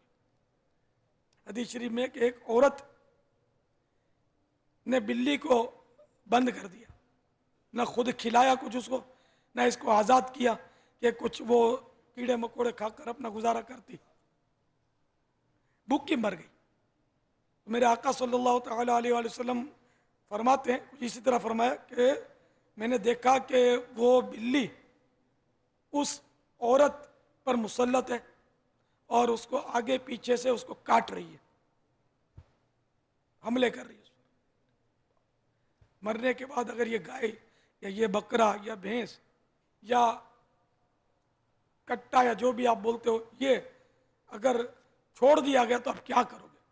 तो रहम तो सच्ची बात है कि मक्खी पर भी रहम किया जाएगा कि बिला ज़रूरत उसको भी ना मारा जाए। हाँ, और अल्लाह ताला को कौन सी नेकी पसंद आ जाए कोई कुछ नहीं कह सकता। हुज्जतुल इस्लाम इमाम मोहम्मद गज़ाली अलैहि रहमतुल्लाह वाली का एक वाक़या मकतबुल मदीना के मतबूआ रिसाले अबलग घोड़ेसवार, जिसमें 48 सफ़े हैं। इसके सफ़ा नंबर 21 पर है कि इमाम गज़ाली जैसे बहुत बड़े वली को किसी ने ख्वाब में देखा, पूछा मा फ़अलल्लाहु बिका, अल्लाह ताला ने आपके साथ क्या मामला फरमाया। जवाब दिया अल्लाह अज़्ज़ा वजल ने मुझे बख्श दिया। पूछा मग़फ़िरत का क्या सबब बना, फरमाया एक मक्खी सियाही, इंक, जो कलम का इंक होता है, एक मक्खी इंक पीने के लिए मेरे कलम पर बैठ गई। मैं लिखने से रुक गया, यहां तक कि वो फारिग होकर उड़ गई। ये नेकी अल्लाह ताला ने कबूल कर ली और बख्शिश। हाँ, मक्खियां तंग करती हो तो उसको मारना जायज है। तो ये अल्लाह ताला की बेनियाजी है। एक औरत ने बिल्ली को इस तरह सताया और मर गई, तो वो जहन्नम में दाखिल हुई। और इमाम गजाली रहमतुल्लाह ताला अलैह ने एक मक्खी पर एहसान किया, उनकी मगफिरत हो गई। ये इस हिकायत से ये सामने आई बात। तो इस तरह ये कि जानवर पर भी बहरहाल जुल्म नहीं करना चाहिए। सरकार अबद करार शाफे रोज़े शुमार बेज़ने परवरदिगार दो आलम के मालिक व मुख्तार सल्लल्लाहु तआला अलैहि वसल्लम एक आदमी के करीब से गुजरे। वो बकरी की गर्दन पर पांव रखकर छुरी तेज कर रहा था और बकरी उसकी तरफ देख रही थी। आप सल्लल्लाहु तआला अलैहि वसल्लम ने इससे इरशाद फरमाया, क्या तुम पहले ऐसा नहीं कर सकते थे? क्या तुम इसे कई मौतें मारना चाहते हो? इसे लिटाने से पहले अपनी छुरी तेज क्यों ना कर ली? तो छुरी बकरी के सामने या जो भी जानवर ज़बह करना है उसके सामने तेज करना मना है, अलग से तेज करे। करते हैं ना, थोड़ा मुंह फेर के करें। इसको छुरी रखते हैं ना, उस पर कसते हैं, सीख पर ये इस तरह कसते हैं, ये जरा पीछे से करें, उसको बेचारी को खौफजदा ना करे। कि बाज़ औक़ात ये जानवर भी हसास होते हैं, तो ये खौफजदा होते हैं इससे। अमीरुल मोमिनीन हज़रत सैयदना फारूक आज़म रज़ियल्लाहु तआला अन्हु ने एक शख्स को देखा जो बकरी को ज़बह करने के लिए उससे टांग से पकड़कर घसीट रहा है।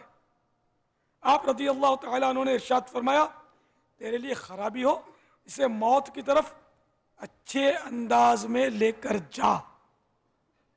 तो बिला वजह टांग पकड़ के जानवर को घसीटना ये भी मना है, कि उसको तकलीफ ज्यादा होगी ना इससे। इस रिसाले को जरूर लीजिए, इसमें आपके लिए बहुत प्यारे मदनी फूल हैं। कस्साब के लिए 20 मदनी फूल, तो इसमें बहुत काम की बातें हैं। इस रिसाले में इसको ज़रूर हासिल करें। 12 रुपये हदीया मकतबतुल मदीना, बल्कि आप इसको ख़रीद कर एक एक गोश्त फरोश तक पहुँचाएँ। भले वो बोले मेरे को पढ़ना नहीं आता, बोलो घर में ले जाओ, घर में कोई बच्चा ही पढ़ लेगा, वो सुना देगा पढ़ के, या वैसे वो पढ़ लेगा, उसको फ़ायदा हो जाएगा इंशाअल्लाह। तो अब ये कि कोड़ी करना छोड़ दें और ये नहरा करना भी छोड़ दें। तो जानवर मुकम्मल ठंडा हो जाए ना, तब तक इसको बेचारे को मज़ीद तकलीफ ना दे। वो ज़बा किया, तकलीफ हुई उसको, ठीक है, शरीयत की इजाज़त थी। अब शरीयत ने रोक दिया, हाथ पकड़ लिया हमारा, तो शरीयत के हाथ में हाथ दे दें और छुड़ाएं नहीं। यहाँ तक कि छुरी तो छुरी, कट्टी हुई गर्दन पर हाथ भी नहीं लगाएं। आपका जख्म हो जाए, उस पर कोई हाथ लगाकर दबाएगा, कितनी तकलीफ होगी। तो इस तरह कट्टी हुई गर्दन पर आप यूं यूं करते हैं, चेक करते हैं इसको, ये तकलीफ होगी उसको। छुरी बिल्कुल दूर डाल दें साइड पे, अब ये ठंडी खुद ही होती रहेगी। 2-5 मिनट इधर उधर, यार क्या फर्क पड़ जाएगा, इतनी जल्दी आखिर क्यों मचाते हैं। देखो ना, हमारा ऑपरेशन करता है डॉक्टर, अगर ऑपरेशन बोल देगा तुम्हारा ऑपरेशन होगा, तुम्हारा ये फोड़ा जो है ठीक नहीं होता, मैं इसको काटूंगा, काट के इसका मवाद निकालूंगा, तसव्वुर से जान निकल रही होती है, फोड़ा कटेगा। हालांकि उसको ये सुन करते हैं, बाज़ों का तो कोई बड़ा ऑपरेशन है तो इंजेक्शन लगाकर बेहोश कर देते हैं, फिर भी कितनी तकलीफ होती है। भले ऑपरेशन का पता नहीं चलता, लेकिन तकलीफ तो होती है ना, और कितना ख्याल रखते हैं। मैंने एक आंख बनवाई, आंख बनवाना उसको कहते हैं कि मोतिया निकलवाया आंखों का, एक आंख का मोतिया निकलवाया, बेहोश करके उसने निकाला। अब दूसरी आंख का भी मोतिया था, तो उसने बोला कि दोनों एक साथ नहीं बाद में आना। खैर मैं बाद में हाजिर हुआ कुछ अरसे के बाद, तो अब उसने मुझे बड़ा डोज दिया बेहोशी का। बेहोश करने वाला डॉक्टर भी फिर अलग होता है, ये उसका माहिर होता है। ये सर्जन जो होता है ऑपरेशन करने वाले को सर्जन बोलते हैं, सर्जन बेहोश नहीं करता, इसका स्पेशल डॉक्टर आता है जो इस फील्ड का माहिर होता है। तो ये बड़ा डोज दिया, बहुत तकलीफ हुई। डॉक्टर ने बोला ये मजबूरी थी कि पहली बार हमने जो डोज दिया था आपको बेहोश करने का, हमारे हिसाब से तो वो सही था, लेकिन आप होश में आने लगे थे ऑपरेशन के दौरान। मैं भी घबरा गया कि अगर होश में आ जाता तकलीफ कितनी होती मेरे को। तो इन्हें दुनिया में ये मैं आपको समझाने के लिए, जहन बनाने के लिए कि हम मामूली सा ऑपरेशन होता है तो बेहोश करते हैं कि तकलीफ होगी, तो इस जानवर को तो चलो हम बेहोश नहीं करते, और बेहोश करने की इजाज़त भी नहीं है, क्योंकि ये जब तक तड़पेगा नहीं, टांगे उछालेगा नहीं, या खून बहेगा नहीं, वरना वो सेहत के लिए नुकसानदेह होगा। बेहोश करके उसको काटना, तो चलो जो शरीयत ने कहा, हम अक्ल के घोड़े नहीं दौड़ाते। लब्बैक या रसूल अल्लाह, आपके जरिए जो अहकाम मिले हमारे सर हमारी आंखों पर, हम अक्ल के गुलाम नहीं है, आका आपके गुलाम है, आप कबूल फरमा लें। यही आरज़ू हो जो सुर्ख रूह मिले दो जहान की आबरू, यही आरज़ू हो जो सुर्ख रूह मिले दो जहान की आबरू।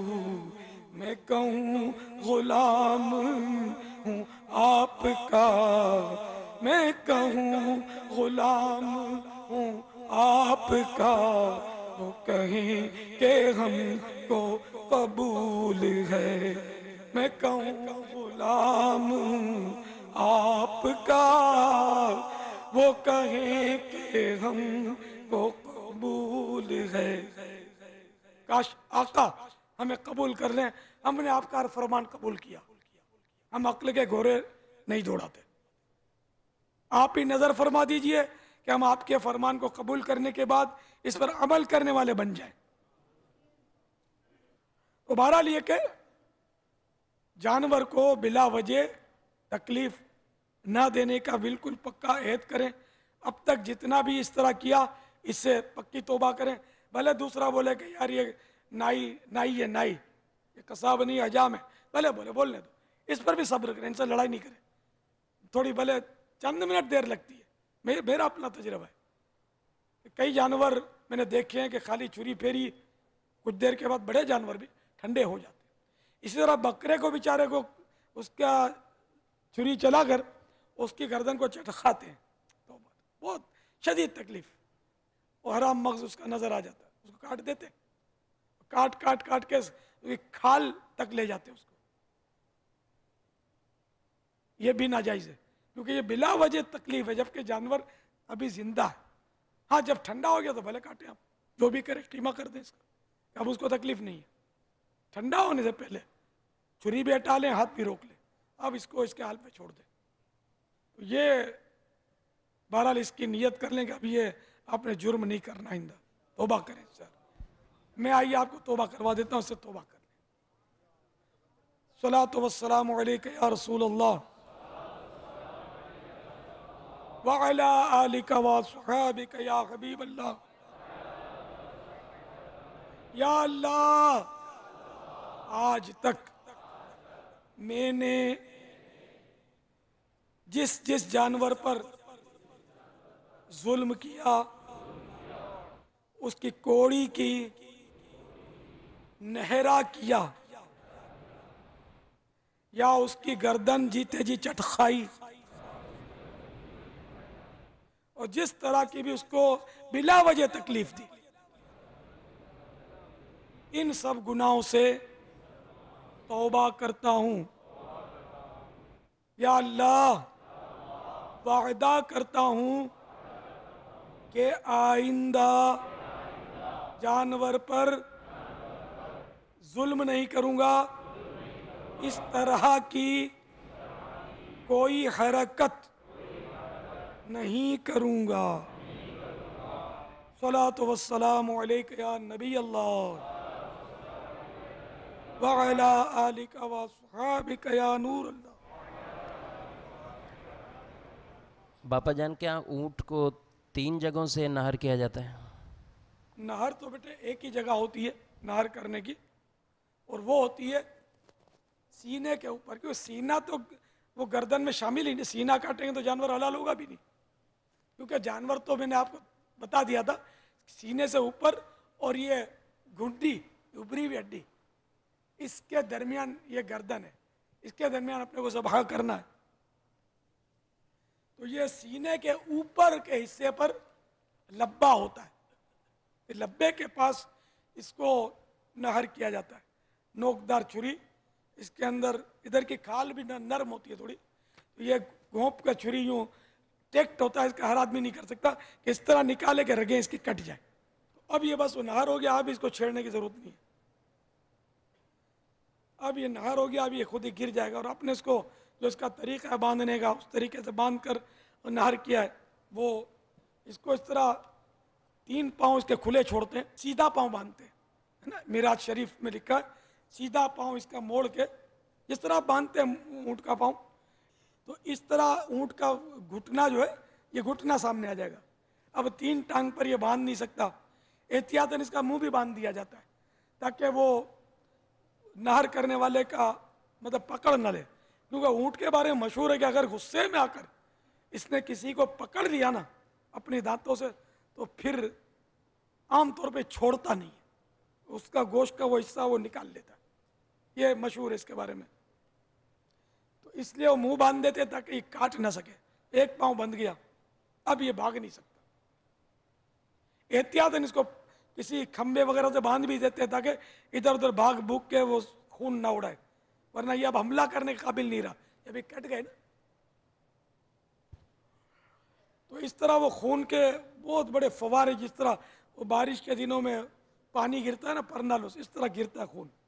और देखते देखते वो अभी तो गिराने की जरूरत नहीं होती, खुद ही वो घुटना वगैरह ज़मीन पर टेकता है और फिर वो लेट जाता है और ठंडा हो जाता है, ज़्यादा देर भी नहीं लेता, वो ठंडा हो जाता है। अब ये बाज़ लोग इसको 3 जगह से फिर मज़ीद ज़बह करते हैं, ये बिला वजह की तकलीफ है कि वो बेचारा अभी उसमें रूह बाकी है, अभी हिल रहा है, तड़प रहा है, और इसकी 3 जगह से काटते हैं, ये तौबा, ऐसा नहीं करना चाहिए।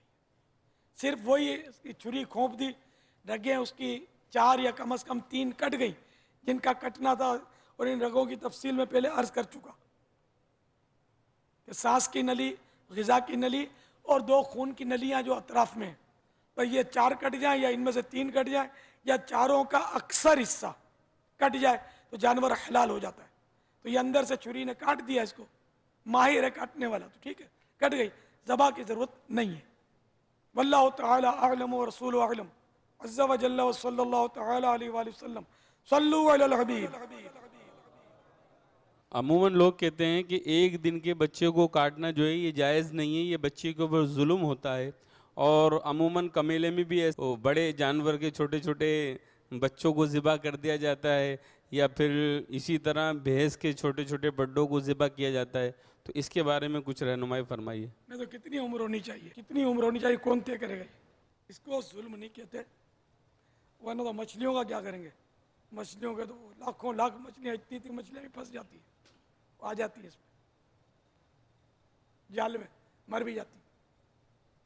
इसको जुल्म नहीं कहते, बच्चा बल्कि वो कुर्बानी का जानवर से बच्चा निकल आया, जिंदा निकल आया, तो वो एक दिन का भी नहीं है ना, तो काटने के बाद निकला। अगर वो जिंदा तो उसको भी ज़बा करके उसका गोश्त खाया जा सकता है। यहाँ तक कि अगर इसको ज़बा नहीं किया और ये छोड़ दिया इसको और ये बड़ा हो गया, तो आइंदा साल भी उसकी कुर्बानी थोड़ी हो सकती है, इसको ज़िंदा सदका करना पड़ेगा।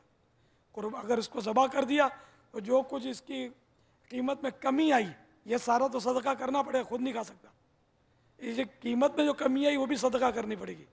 लिहाजा कुर्बानी के दिनों में ही उसको ज़बा कर दे तो अब इसका गोश्त खुद भी खा सकता है, किसी को भी खिला सकता है। तो एक दिन का बच्चा भी अगर हलाल कर दिया तो वो हलाल है, नाजायज़ और गुनाह नहीं है, गलत फहमी है ये।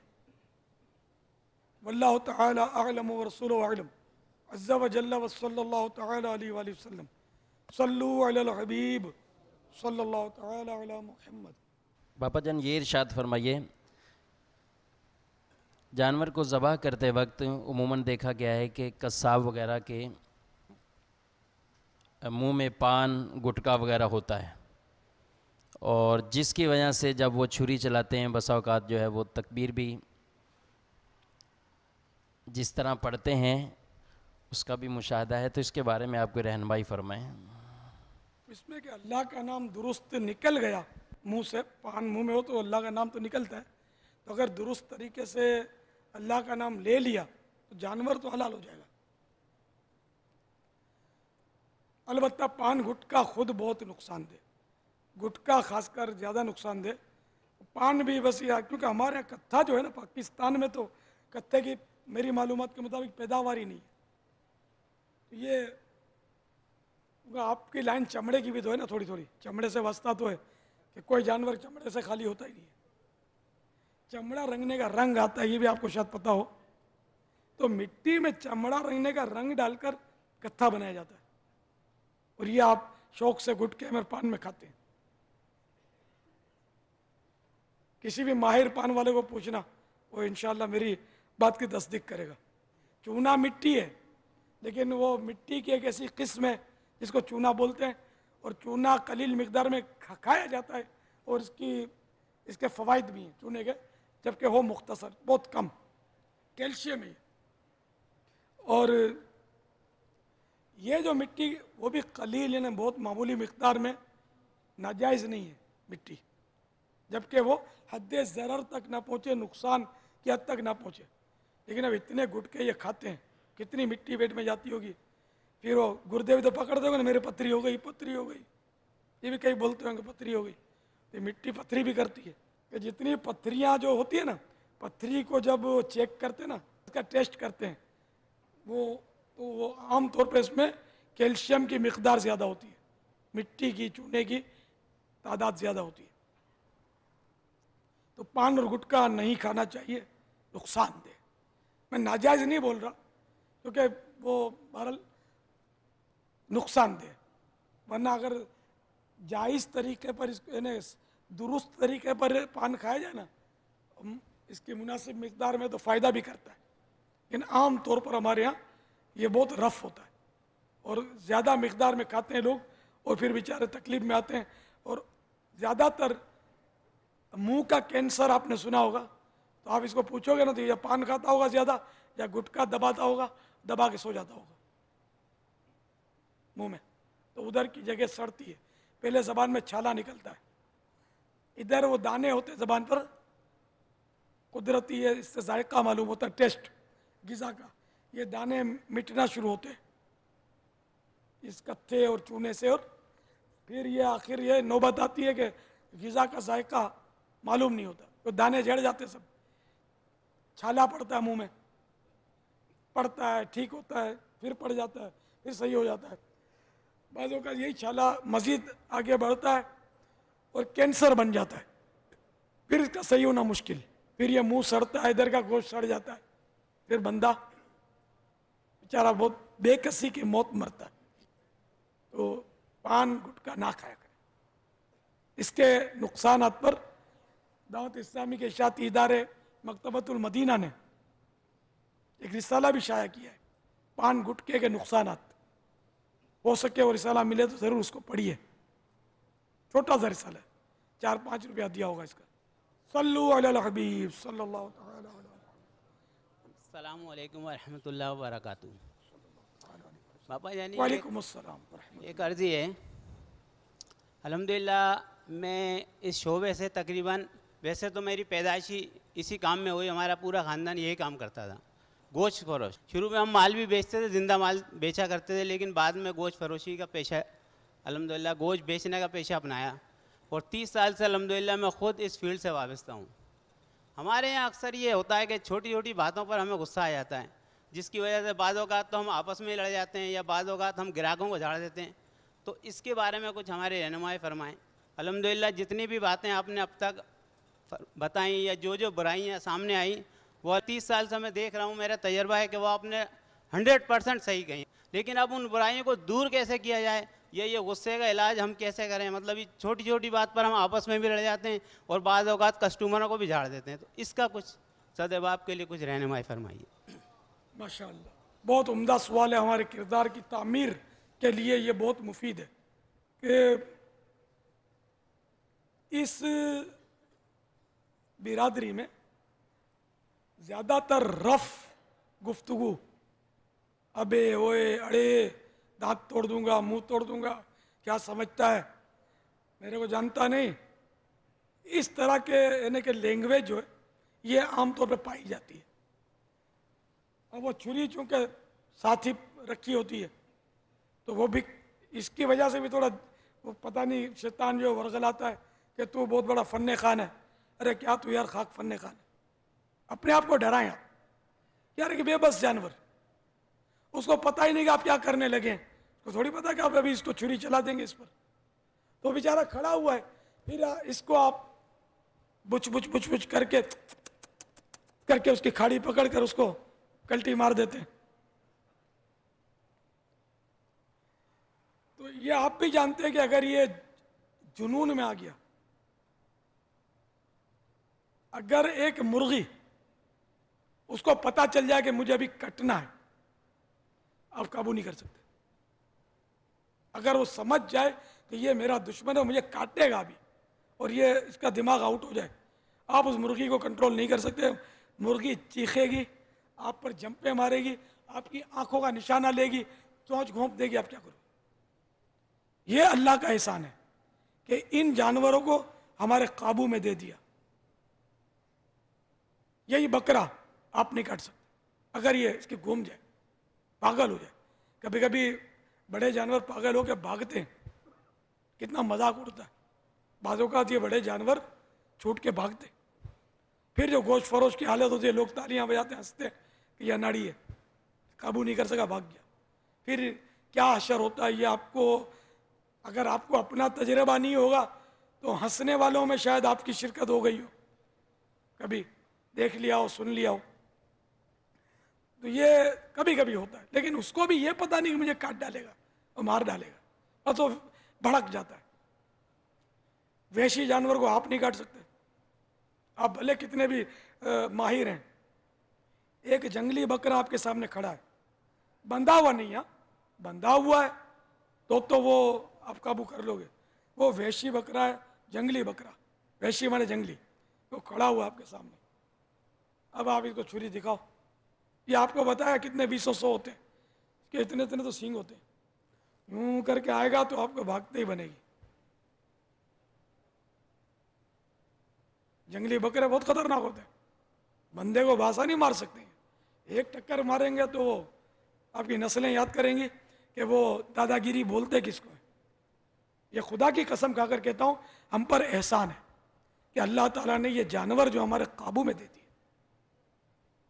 वरना ये मच्छर ही बिफर जाए ना, मच्छर की ज़िंदगी कितनी, वो एक दिन के बच्चे की बात आ रही थी ना, मच्छर की ज़िंदगी कितनी, रोज़ लाखों पैदा होते हैं, करोड़ों पैदा होते हैं, वो रोज़ मरते।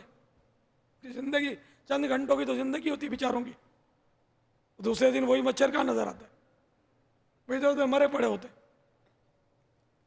तो ये अल्लाह का करम है। अब एक जानवर बंधा हुआ है, अब फिर उसको आपने मजीद उसकी टांगे भी बांधी। बड़े जानवर को एक तो उसको तरकीब से गिराया कि उसको इस अंदाज से पकड़ा कि वो हिल नहीं सके। जैसे अगर वो बड़ा जानवर ज़्यादा तगड़ा नहीं है तो इसको आप इसकी, हम लोग खाड़ी बोलते हैं, तो खाड़ी में हाथ डाल के इसको पकड़ा और इसको आपने, ठीक है ना, काबू किया। और ये आप नसीहत होती है इसकी, यानी कि देखो खाड़ी नहीं छोड़ना, तो नहीं छोड़ते इसकी आप खाड़ी। फिर इसको गिराते हैं तो फिर उसको वो दुम निकाल कर, उसकी दुम भी कंट्रोल करते हैं, आगे से डालकर पीछे से निकाल कर, कि अब मजीद उसको कंट्रोल किया। फिर अगर ये बड़ा है तो मजीद इसके टांगे भी बांधी। अब जब ये हर तरह से काबू आ गया, अब बेबस हो गया, अब पागल भी हो जाए तो कुछ नहीं कर सकता, बंद किया ये। अब फिर भी आप इसकी गर्दन अकेले नहीं काटते, दूसरा पकड़ेगा तो काटेंगे। दूसरे ने पकड़ा, एक ने खाल पकड़ी उसकी, फिर खींच कर उसका एंगल सेट किया, फिर आपने वो छुरी चलाई। आप कौन से 30 मार खान बन गए यार। अब ये छुरी पकड़ कर खून यूं करके खड़े हुए, सीना तान कर, यार खुदा से डरो।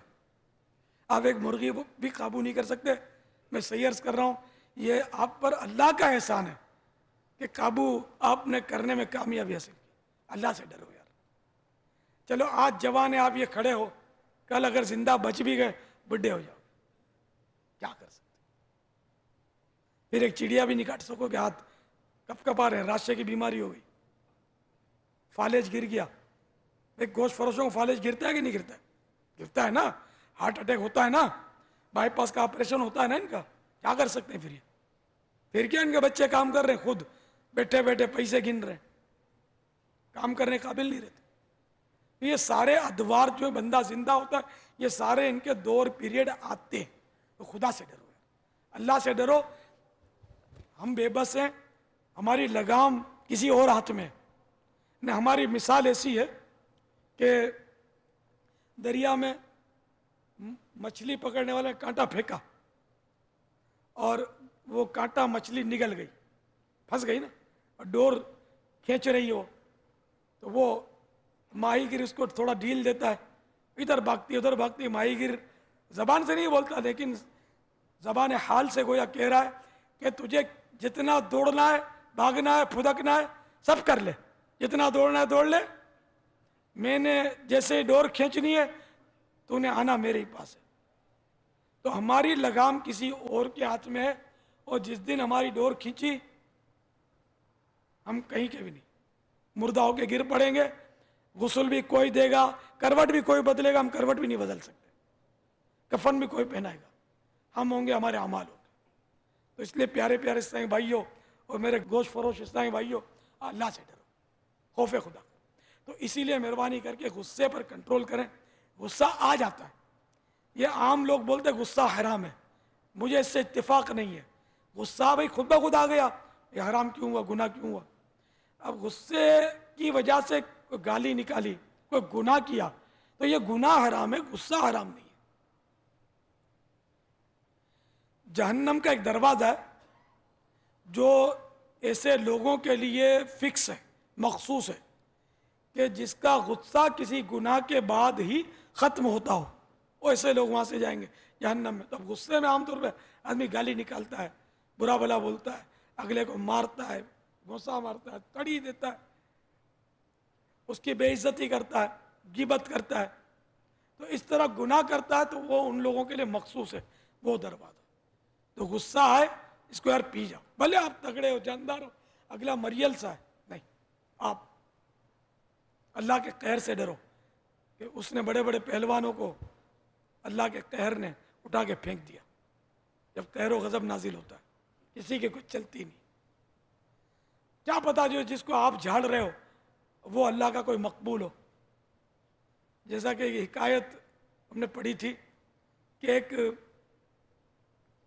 आदमी था, बाजार तो वैसे ही कि वो फटे पुराने कपड़े और जा रहा था, बारिश थी, वो बारिश होने के बाद थोड़ी थम गई थी, कीचड़ हो गया था बारिश में। तो कीचड़ में उसका पाँव पड़ा, कीचड़ उड़ी उससे। तो वो एक गली के वो साइड पर एक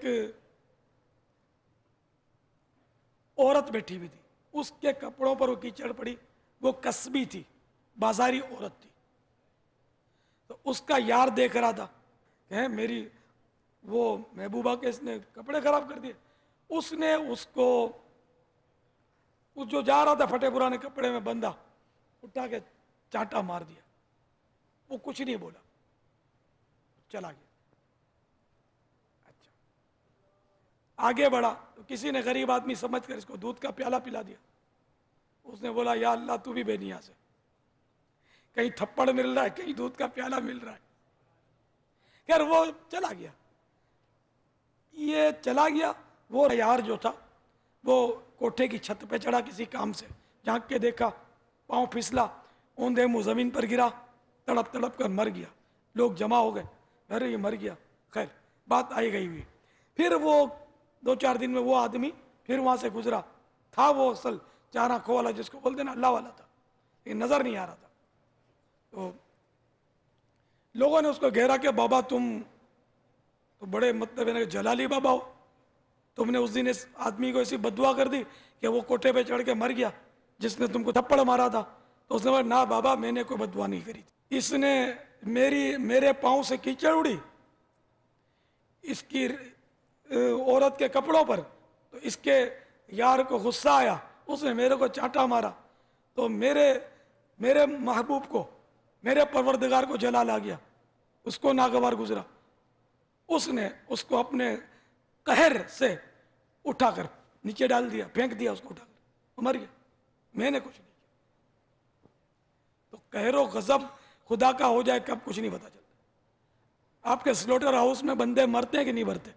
मैं बताऊं, मुझे पता है, मैं एक को जानता था स्लॉटर हाउस वाले को, कि स्लॉटर हाउस में एक बार वो नंगी तार गिर गई बिजली की किसी वजह से टूट टाट कर, तो उसका पानी तो बिखरा होता हर तरफ, पानी में करंट फैल गया।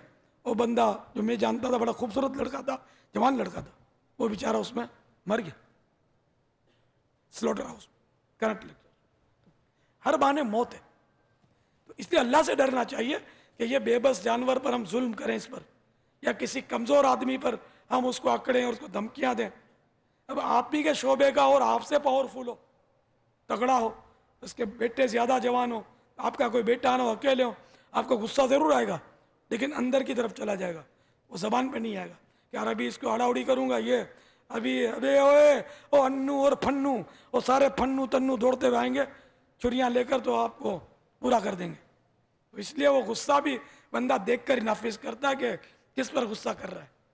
तो अब ये कि किसी पर भी यार गुस्से का इजहार ना करें, अल्लाह से डरें और गुस्सा ना करें, बल्कि नरमी करें। अब मदनी काफिलों में सफ़र करेंगे ना तो इंशाल्लाह सब बेहतर हो जाएगा। एक इस्लामी भाई भी रमज़ानुल मुबारक में मदनी मरकज़ में एहतिकाफ में थे, यहाँ 30 दिन का एहतिकाफ होता है। तो गोश्त फरोश तो एहतिकाफ करेंगे नहीं, शायद इनका तो गोश्त का भरपूर सीज़न होता है। 30 दिन में, रमज़ान में तो बहुत सीज़न होता है, 10 दिन की छुट्टी कर लो ना यार, अल्लाह और बरकत देगा। अब हमारे साथ एहतिकाफ कर लो। अब 30 दिन भी तो हो सकता है ना, अकेले थोड़ी होते दुकान पर, और भी तो होते हैं। पैसा नोट है, नोटें वो पाँव पकड़ लेती है, तेरे को जाने नहीं दूंगी। है कोई ये रमजान मुबारक बाबा मिलेंगे, अल्लाह ने चाहता हूँ। नहीं नियत कर रहा है भाई, कौन कौन है, किसी का ज़हन है रमजान मुबारक में पूरे रमजान का एहतिकाफ? 1 2 माशाअल्लाह 30 दिन का एहतिकाफ, सोच लो। माशाअल्लाह माशाअल्लाह भाई, हैं अल्लाह के नेक बंदे पड़े हैं। चलिए आपका तो है ही काम, गोश्त की दुकान है ना, माशाअल्लाह। ये तो बहुत, इनका तो फुल सीजन होता है रमजान में। अब रमजान इनके 2 सीजन होते हैं, एक तो 3 दिन बकर ईद के और बाकी 30 दिन रमजान के, और चांद रात भी, उसमें भी बहुत चलता है, बहुत गोश्त चलता है, दावतें बहुत होती है, तो इसलिए गोश्त बहुत बिकता है। अब वाकई रमजान सीजन है, खाली खाली इन्हीं का सीजन है। नेकियां कमाने वालों का भी सीजन है। कैसा सीजन है? तो नेकियां कमाने वालों के साथ हाथ मिलाने हैं इंशाअल्लाह। तो बहरहाल ये कि एक गोश्त फरोश आ गया होगा एहतिकाफ में, उसने मुझे चिट्ठी लिखी, ये इसी रमज़ान की बात करता हूँ। उसमें कुछ इस तरह उसने लिखा था कि मेरी गोश्त की दुकान पर मैं बैठा था और मैं इमामा बांध के गोश्त बेचता हूँ। इसमें हालांकि शायद ही कोई हो, है कोई इमामा बांध के गोश्त बेचता हो? है?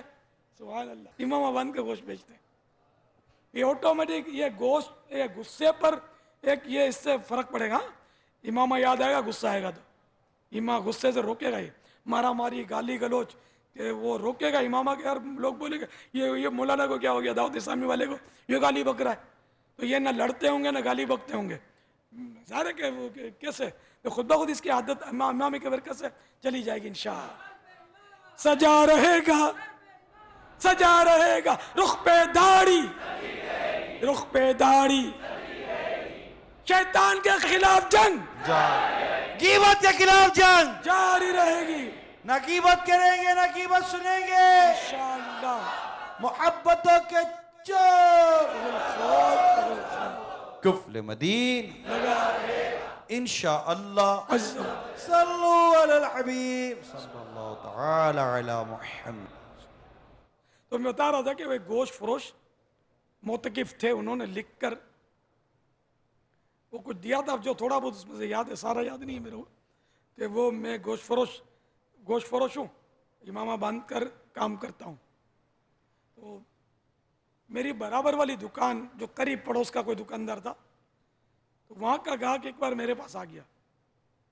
वो गोश्त ले गया, उसको गलत फहमी हो गई उस गोश्त फरोश को कि मैंने उस गाहक को इसके तोड़ा है, लगे मेरे को पता भी नहीं था, मैंने तोड़ा भी नहीं था, खुद ही आया था मेरे पास। तो ये आ गया मेरे को गुस्से में, गाली गलौज की, मेरे को मारा पीटा, और बहुत उसने मतलब हाथ पैर चलाए, लेकिन ना मैंने गाली दी ना मैंने मारा। अल्हम्दुलिल्लाह मैंने सब्र किया हुआ है। और उसको कोई बेचारा को तकलीफ भी हो गई थी, तो उसने लिखा था कि मेरे लिए दुआ कर दो, कोई तकलीफ मेरी दूर हो जाए। मैंने उसको कुछ नहीं कहा।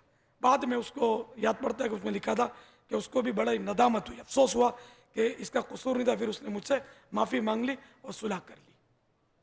तो अब ये भी मारता ये भी मारता, फिर पुलिस आ जाती, पुलिस क्या करती? तो दोनों की दोस्ती करवाती या दोनों को बंद करके तरकीबें बनती। आमतौर से तरकीबें बनती है ना। तो अल्लाह का करम है, दावत इस्लामी के माहौल में वो बंदा जो है ना लड़ता नहीं है, ज़्यादा लड़ता नहीं है। जब लड़ता और मारामारी करता है तो दावत इस्लामी वाला कहता है अपने आप को दावत इस्लामी वाला है नहीं। दावत इस्लामी वाला वो है कि इसको एक चांटा को कस के मारे तो वो बोलेगा लो दूसरा भी मार दो। ये एक मुहावरा है, वाकई मार लो कहना नहीं है यहाँ मुराद, एक मुहावरा है कहने के वो लड़ता नहीं है, गाली गलौच नहीं करता और मारा मारी नहीं करता बिला वजह। तो इसलिए वो दावत इस्लामी वाले हम यानी कि जो ठंडा होता है, शरीफ होता है और किसी पर जुल्म नहीं करता। अपनी हिफाजत करना ये कोई जुर्म नहीं है। कोई मार रहा है तो मार खाता चला जाने, अब ज़रूरतन उससे उसको मारने की इजाज़त भी होती है, अपनी हिफाजत की इजाज़त होती है। ये जनरल बात करता हूँ कि हमारे यहाँ ये मारा मारी बहुत होती है। उसने एक मारा, हम जब तक 10 नहीं मारते उसको हमें चैन नहीं आता, ये नहीं होना चाहिए। तो इंशाअल्लाह मदनी काफ़िलों में सफ़र करेंगे, बाकायदा इज्तिमा में हाज़िरियाँ देते रहेंगे तो इंशाअल्लाह जल्ला जलालू गुस्से पर भी कंट्रोल होगा और इंशाअल्लाह आपके कारोबार में बरकत होगी और ग्राहक आपकी तरफ लपक कर आएंगे। जैसे अभी आपने सुना कि लोग एतमाद करेंगे आप पर। तो इसके लिए ना दाढ़ी रखनी है ना इसके लिए इमामा बांधना है, ये सब अल्लाह के लिए करना है। वो तो ज़िमनी बरकत है, वो हुई तो ठीक है, ना हुई तब भी जन्नत इंशाअल्लाह हमको मिलेगी इंशाअल्लाह। वल्लाहु तआला अअलम व रसूलुहु अअलम अज़्ज़ा व जल्ला व सल्लल्लाहु तआला अलैहि व सल्लम। सल्लु अलल हबीब सल्लल्लाहु तआला अला मुहम्मद। भाई इज्तिमा में आने की नियत कर लो सारे, माशाअल्लाह। हर जुमेरात को मगरिब के बाद इज्तिमा होता है और सारी रात का होता है, सारी रात रुके। अगर ये गोश्त फरोशों को ज़्यादा टाइम नहीं होता, सुबह जाना होता है, तो ये कि 2 घंटे के आसपास इज्तिमा होता है। मगरिब से फ़ौरन मगरिब पड़ी यहाँ इज्तिमा शुरू। इतना मुख्तसर सा, इतना ही वक्त दे दो यार। इतना दोगे तो फिर इंशाल्लाह रात भी दोगे, दिल लगेगा तो, ठीक है ना। आना शुरू कर दो यार इज्तिमा में शरीक। वो इसीलिए मुख्तसर किया है कि काम धंधे वाले इस्लामी भाई भी आते रहें कि जुम्मा छुट्टी नहीं होती हमारे मुल्क में। ये तो बाबा इनकी तो छुट्टी भी होती है बाबा, हफ्ते में 2-2 3-3 दिन। ये तो हर हफ्ते मदनी काफिले में सफ़र कर भी सकते, करवा भी सकते, ऐसा काम कर सकते हैं बाबा। ये तबका, इनके पास इतने लोग मिलने वाले होते हैं, इनको इतने जानने वाले होते हैं, इनकी बात भी होती है, यूँ मार्केट में है इनकी बात भी है। नहीं, इनका वजन है, लोग वजन है, डरते हैं इनसे। हाँ, ये वजन करते रहते चीज़ों का, इनका भी वजन हो गया है। इतने वजन वाले भी होते हैं ना, वजनदार भी होते हैं, ये सब होते हैं। इनको तो अभी बाबा अभी अपने पेट के कुपले बंदी ने तो दिया नहीं है। तो ये आप चाहते हैं कि दोबारा भी होना चाहिए ये, है ना। तो चलिए, तो कोई दिन आप मखसूस कर लीजिए कब आ सकते हैं आप। महीने में आ सकते हैं, 2 महीने में आ सकते हैं, साल भर में आ सकते हैं। नहीं, अभी मैं भी नहीं है, अभी क्या, चलो महीने के बाद, 2 महीने के बाद, 6 महीने के बाद नहीं आएंगे, अपने गांव वगैरह चले जाएंगे। सैर तफरी के लिए नहीं जाएंगे। ना शुक्रिया यार, बहुत कमाई है, रेट बहुत बढ़ गया है। अच्छा, तो ये नहीं, सारे अगर पानी डालना छोड़ देंगे ना, जो डालते हैं वो तौबा कर लेंगे, फिर इंशाल्लाह कमाई लौट कर आ जाएगी। ये मिलावटें और धोखे भी तो बढ़ गए ना। पहले पानी का नाम हमने तो नहीं सुना था, वाकई अभी थोड़ा ही अरसा हुआ पानी का नाम सुना है। पानी दाखिल हुआ, कमाई पानी हो गई। माशाअल्लाह। भाई हमारे अब्दुल वकील इस्लामी भाई हैं गोश्त फरोश, तो उनके साथ 12 दिन का मदनी काफिला भी तैयार है, नियत करके आए हैं। इनकी ज़ियारत तो करूँ यार मैं।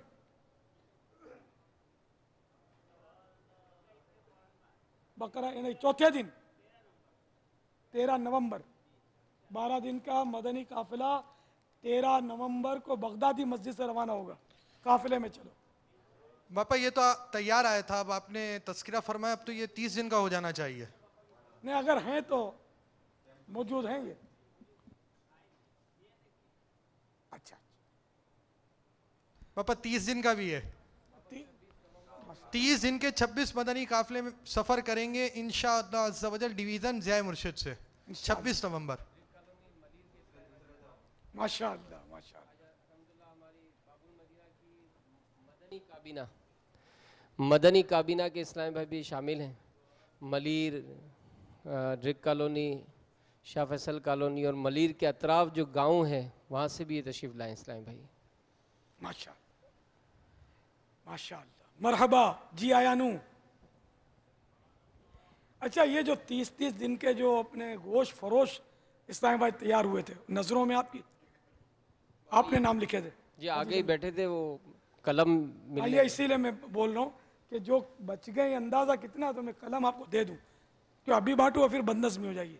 तो ये हाजी जमील साहब ले लें कल में, जिन्होंने 30 दिन की नियत की है। राइट, हाथ अगर उठा लें कितने जिनको कलम नहीं मिला। गोश्त फरोश इस्लामी भाई जो 30 दिन काफिले में सफ़र करेंगे, जो आगे भी बैठे थे। सिर्फ गोश्त फरोश फिलहाल। माशाअल्लाह। जिनको कलम भी ना मिला हो तो 5 है ये तो। चलिए 10 जुल्हिज्जा की निस्बत से और आशूरा की निस्बत से 10 में इनको दे देता हूँ, तो उनको ये 30 दिन वालों को तोहफा मिलेगा। सफ़र अल्लाह के लिए करना है इंशाअल्लाह। काफिले में चलो, काफिले में चलो, काफिले में चलो, काफिले में चलो, सीख ले सुन्नते काफिले में चलो, सीख ले सुन्नते काफिले में चलो, लूट ले रहमते काफिले में चलो, काफिले में चलो, काफिले में चलो, काफिले में चलो, काफिले में चलो, काफिले में चलो, काफिले में चलो, काफिले में चलो, काफिले में चलो। 30 दिन सुभान अल्लाह जमील, सुभान अल्लाह। 30 दिन वालों का हिम्मत नाम करें। नाम उठ बांध कमर, क्या डरता है, फिर देख खुदा क्या करता है। उठे माशा सुभान अल्लाह। 30 दिन का मदनी काफिला। ये जहां जहां ये 1600 के आसपास इस्लामी भाई जमा है, कम से कम एक मदनी काफिला तो हर जगह से बना ही लें अगर हो सके तो। तो हमारे इजाजत हो तो जो गोश्त फरोश 30 दिन के लिए उठे, मैं एक पेन दूँ। आप पेन दें जो दें तोहफे में। चले भाई, तो बाबा अब यहाँ हुआ हम कलमुल हिंद, हिंद का कलम। 30 दिन का मदनी काफिला ईद के चौथे दिन से। हिम्मत करें, ये लम्हे जिंदगी में बार बार आया नहीं करते। पर जो गोश्त फरोश होगा वो उसको मिलेगी, हाँ, और किसी को नहीं। ये देखिए, ये भी खुसूसियत है गोश्त फरोशों की। तो लगता है ईद है, ईद से पहले ईद आ गई। हम अगर 30 दिन के काफिले में सफर है तो माशाअल्लाह ईद के चौथे दिन मेरी पेनें खत्म हो जाएंगी। आइए, कम होता है कि पापा कह के तोहफा खत्म हो जाएगा। हम इंशाल्लाह तोहफे खत्म करेंगे। मंगाएगी ना मेरा टेबल थे थोड़ी। माशाअल्लाह 30 दिन, 10 मार्च को 30 दिन शैतान के खिलाफ जंग। ये 10 मार्च वो ते तो नहीं हुआ दिन, तो चौथा दिन, चौथे दिन को 30 दिन। हाँ, चौथे दिन को 30 दिन। बाबा ये कलम आपसे चौथे दिन को 30 दिन वाले हैं। ये बाजी साहब भी खड़े हो गए।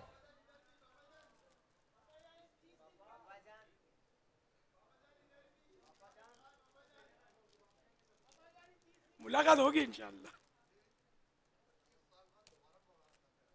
आपका नाम?